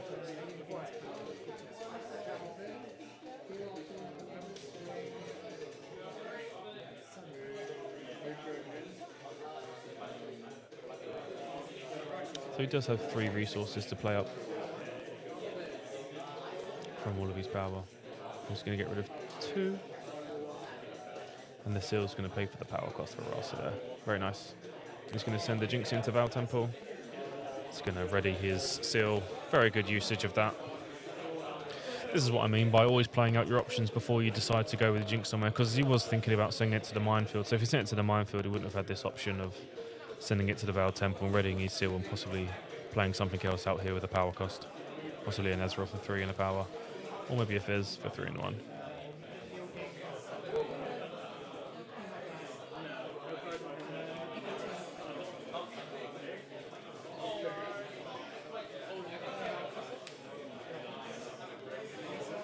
So 3 and 1, we're going to play the Fizz and stack deck. Makes sense.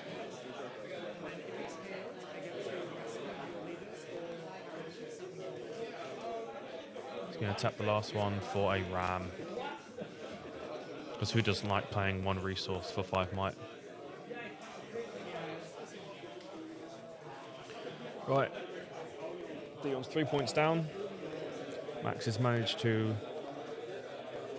recover slightly from his pockets being picked by Dion. Let's see what Dion can do here.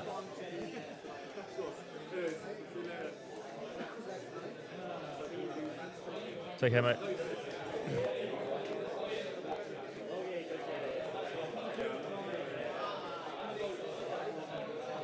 Can't remember the name of that card, but I believe it's both players get rid of a gear.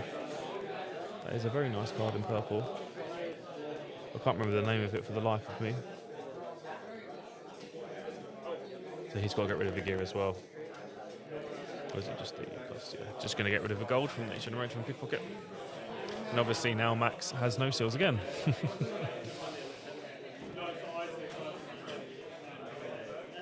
Acceptable losses, there we go. Many thanks.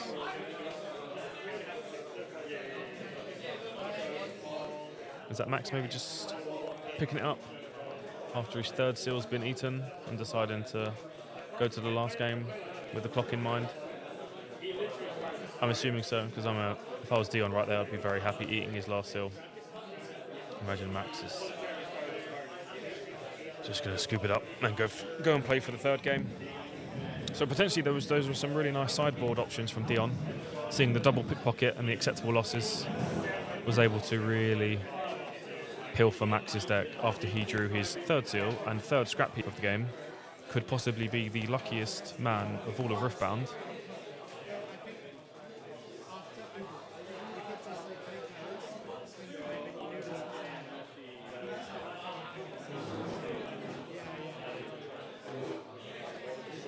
So we've got the minefield battle. The minefield's gone as well from Max and Dion's now lost his Val Temple. So we'll see what the last battlefields are for this game as well.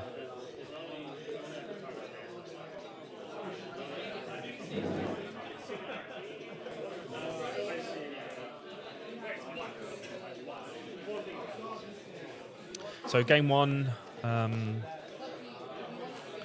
Max won quite convincingly. Dion couldn't really get too much of a foothold into the game.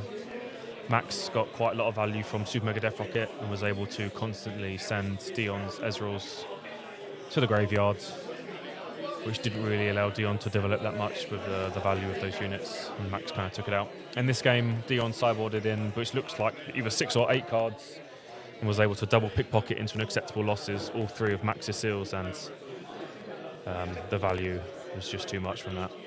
And Max decided to just scoop it up. Just considerations of the clock, I believe. They didn't want to play a really long game 2 out and then potentially not have enough time for game 3. So it's quite a smart decision there from Max. If you do feel like you just got no hope left in the game and there's 15, 20 minutes on the clock, you might as well just go to the last game, and he is going to be on the play. So going first is quite good. Fist bumps are out.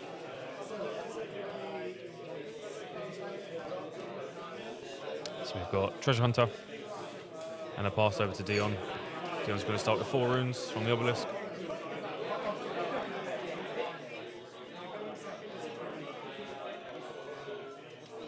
Sack deck.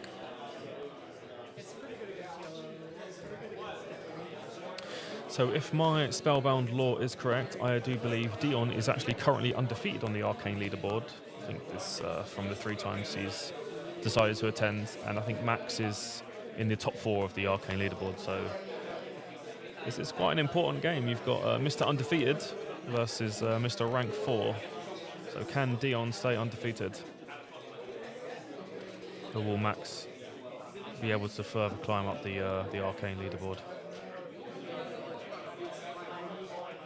So Ezreal's going to pitch a Rasa and draw 2.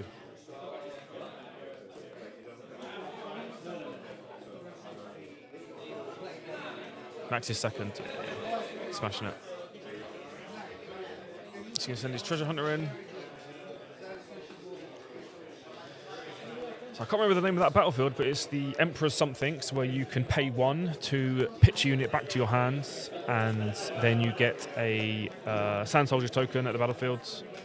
So he's deciding to spend the 1, pitch the treasure hunter back to his hand, get the token, which is the red sleeved emptiness on the battlefield, generate himself a gold, decent value all around.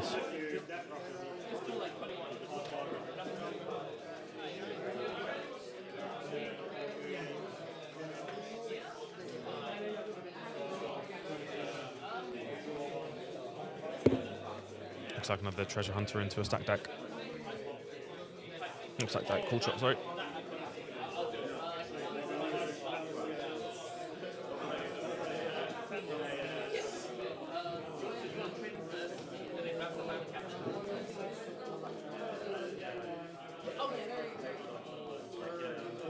The 1 resource ram, an absolute classic.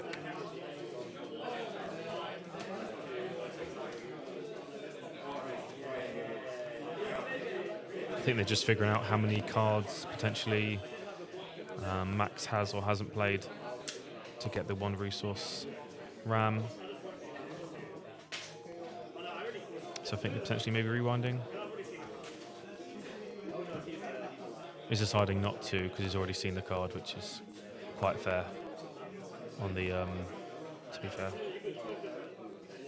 This new information has been given for Max.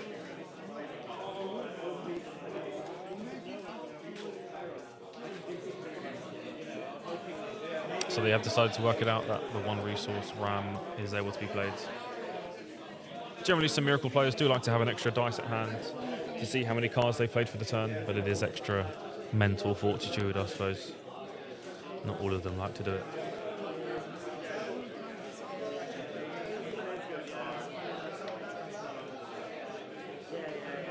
In my brain, it's definitely not big enough for that.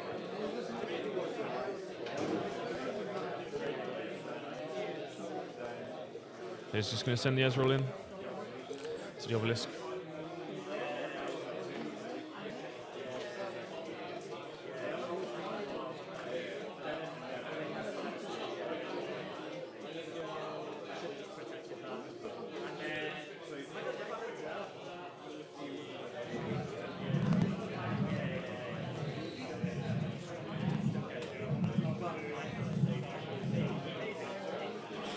What is Dion thinking about here now?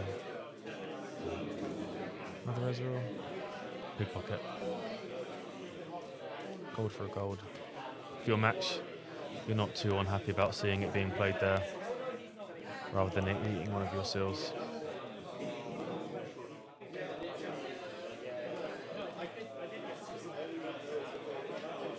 So he's going to send back a power, hide a card at Ezreal, and pass it back to Max. Max is going to go to 2 points, 5 runes.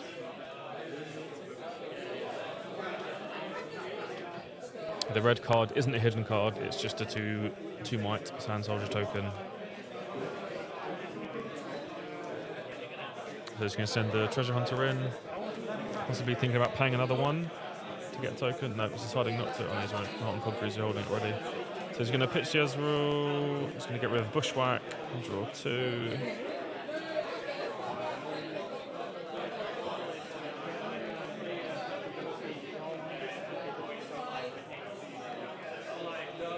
Going to pass it back to Dion. Tier 2 and 2.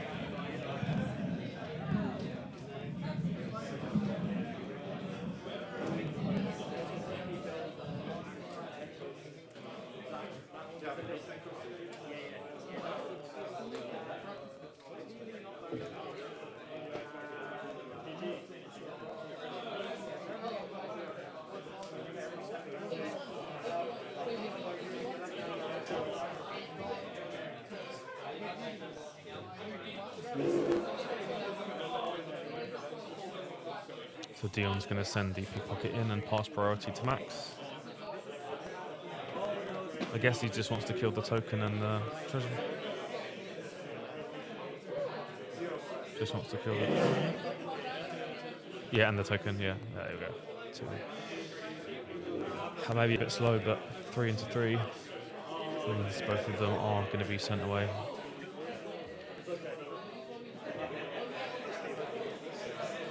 Singularity here from Dion. He's only going to do ramp 1. Oof, the hard bargain's going to counter that. That is quite rough. He's going to lose himself a gold and a rune. He is able to draw cards on the Ezreal.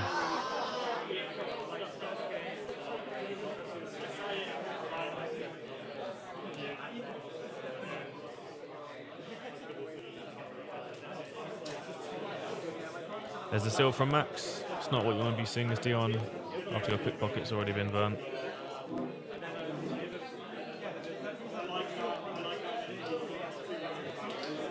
He's going to play a Fizz. He's going to play a Cool Shot. It's going to cost him 1 power. Cool Shot repeated. He's going to get himself 2 cards.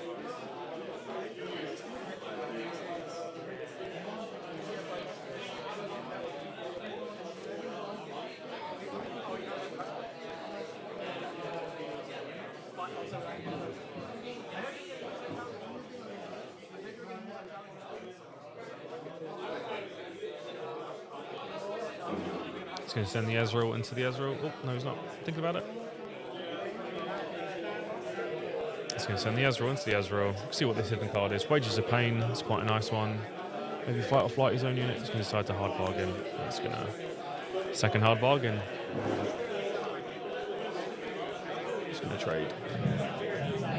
Dion's not going to get a hold point here. He's going to bring his units back to base, keep them nice and safe, and play for the next turn.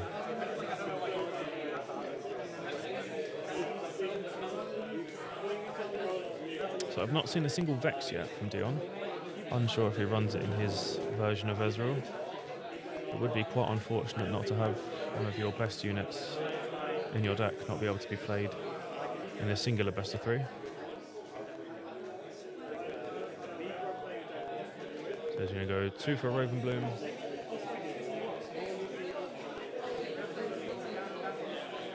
He's going to tap another 2 for a Poro, and he's going to pass. So he's deciding to spend the turn to develop a couple of units and leave 2 runes up. He's going to send a Ram in. He's going to bounce Fizz back with the Emperors. He's going to play another Fizz. He's going to play a stack deck. He's going to go to 5 points.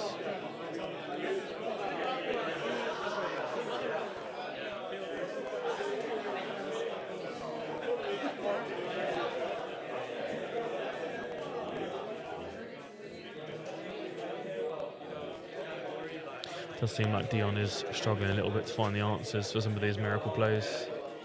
With just the absolute units and vomit that he is spitting out. There's a shovel, and he's going to pass.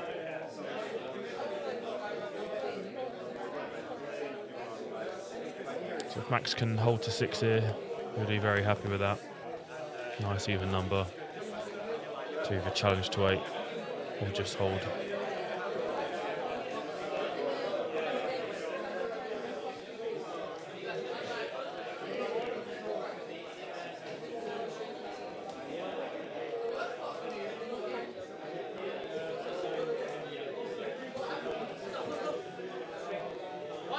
There's 4 minutes left, and this is overtime.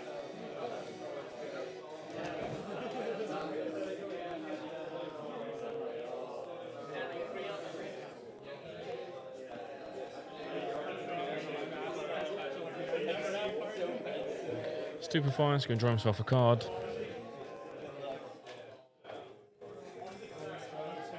he's going to have 4 white left on the Ram, assuming he's picked the Ram. Yeah. And not the Sand Soldier token. So obviously going to increase the might of Raven Bloom. He's going to send the Raven Bloom into the Sand Soldier. Then he's going to go to 3. He's going to pitch the Raven Bloom back to his hands, use a fake token. Classic old buff token, Sand Soldier.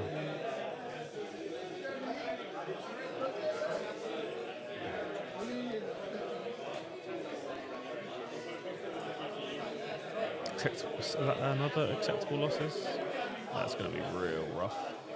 I guess Max will now have to decide if he wants to keep his shovel or seal here.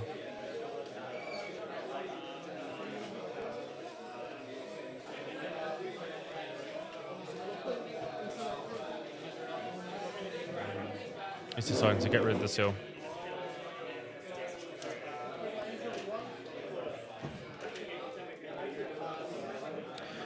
He's going to recycle one for a gold shot.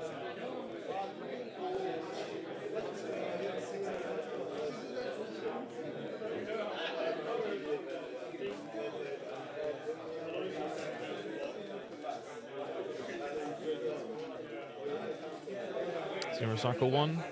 Why isn't he? Oh, he's to pay two because he's got no res roll yet. He just forgot to pay two.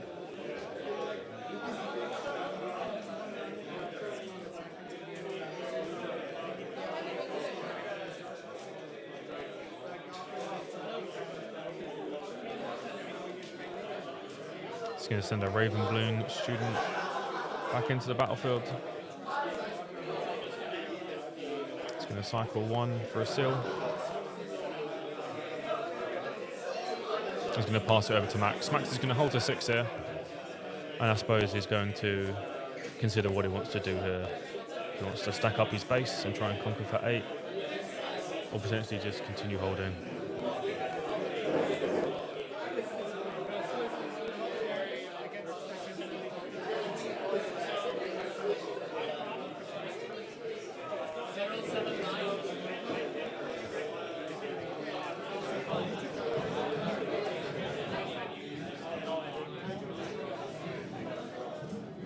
We'd imagine with what Dion's possibly holding up that he's going to have some white manipulation if Max does decide to pitch the Fizz with the shovel into the Ravenbloom, deciding to pull the ram back to base. Cool shot repeated. He's going to eat 2 of his runes.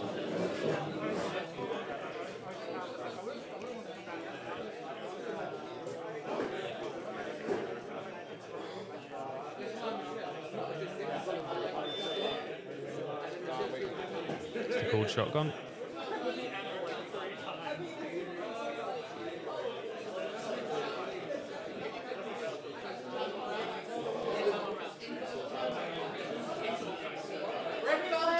It's time on the round. You're now into overtime. 1v players, that is time in your round, inclusive of overtime. Please report your results now.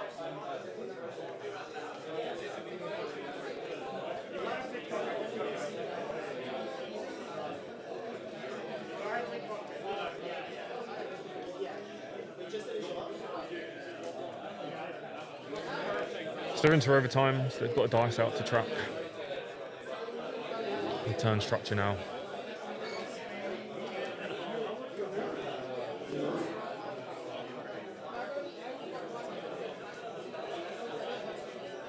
So he's going to get the Jinx, pitch some Nocturne. Didn't see what the second card was. He's just going to pass it over to Dion.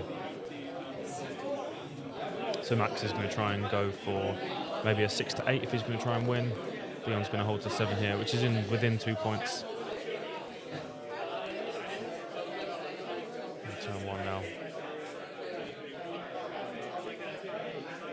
And go Poro into Obelisk. There's Max. He's going to let it go through. He's going to go to 5. We're going to give away this round for another DP, but Jonathan also found a box behind the shelf. So we're going to do a giveaway for that, but I'm gonna let you work for it. If you leave Spellbound a 5-star review, you'll be eligible for the giveaway. 5-star review to enter into this raffle. If you have already left a review, I don't know, get your mum to give one, I guess. I don't know. That'll count. He's going to pay Vex. Vex into the Emperor's Divide battlefield here. It's the first Vex we've seen in the best of 3. It's quite rough for Dion. Such a good unit that he can manipulate values for the opponent and himself within the showdown. He just hasn't seen it really. But it is finally out here now, in the time of Game 3.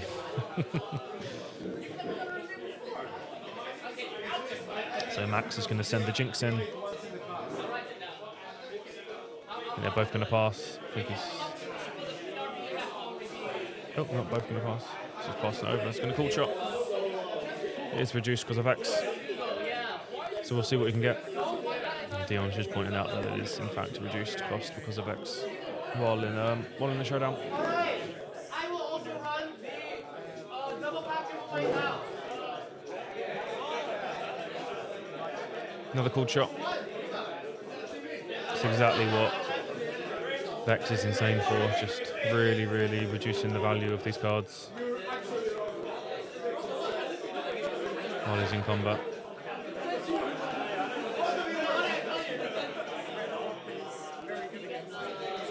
What's next? That's the question. What can Dion do about this Jinx?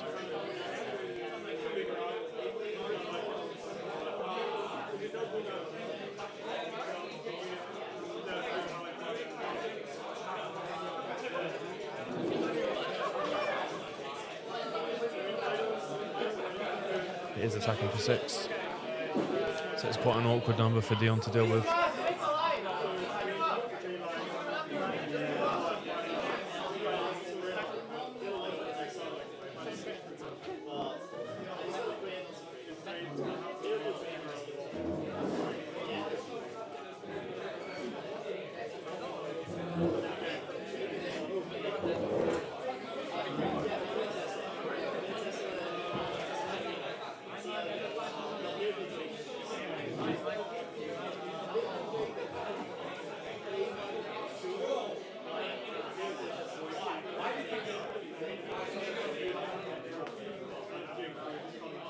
So just going to let it resolve. It's going to trade into the Vex. Obviously the Raven Bloom student is quite big now because of the spells he did cast within the showdown. It's going to send a Fizz into the Poro, so that's going to be 3 into 2. I imagine Max is just pass priority to Dion to see what he wants to do.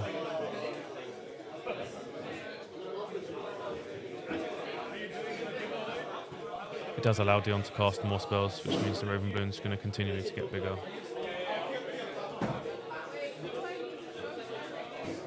He's deciding to play a Bellows. So they trade. It's quite unfortunate. I imagine we wanted to keep that live.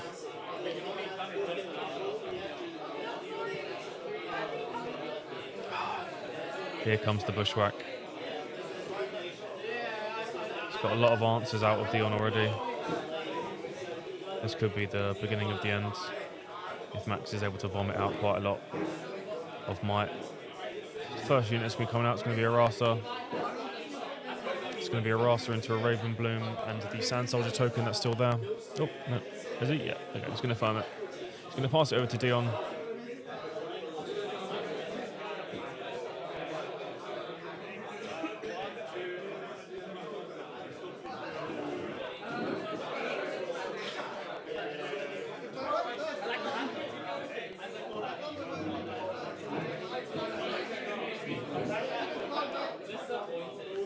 Dion's not got an answer. Fist Bump's going to come out. So I imagine he's got so many units. Yeah, he shows him the Viola wins. It's just already had the Bushwhack out. Well played by Max. I think Dion got quite a little bit unlucky out of the best of 3. He only saw the Vex unit once in the 3 games, which is going to be his premier unit. But then again, he did eat quite a lot of Max's seals in game 2 from his sideboard and acceptable losses. So good games to the both of them.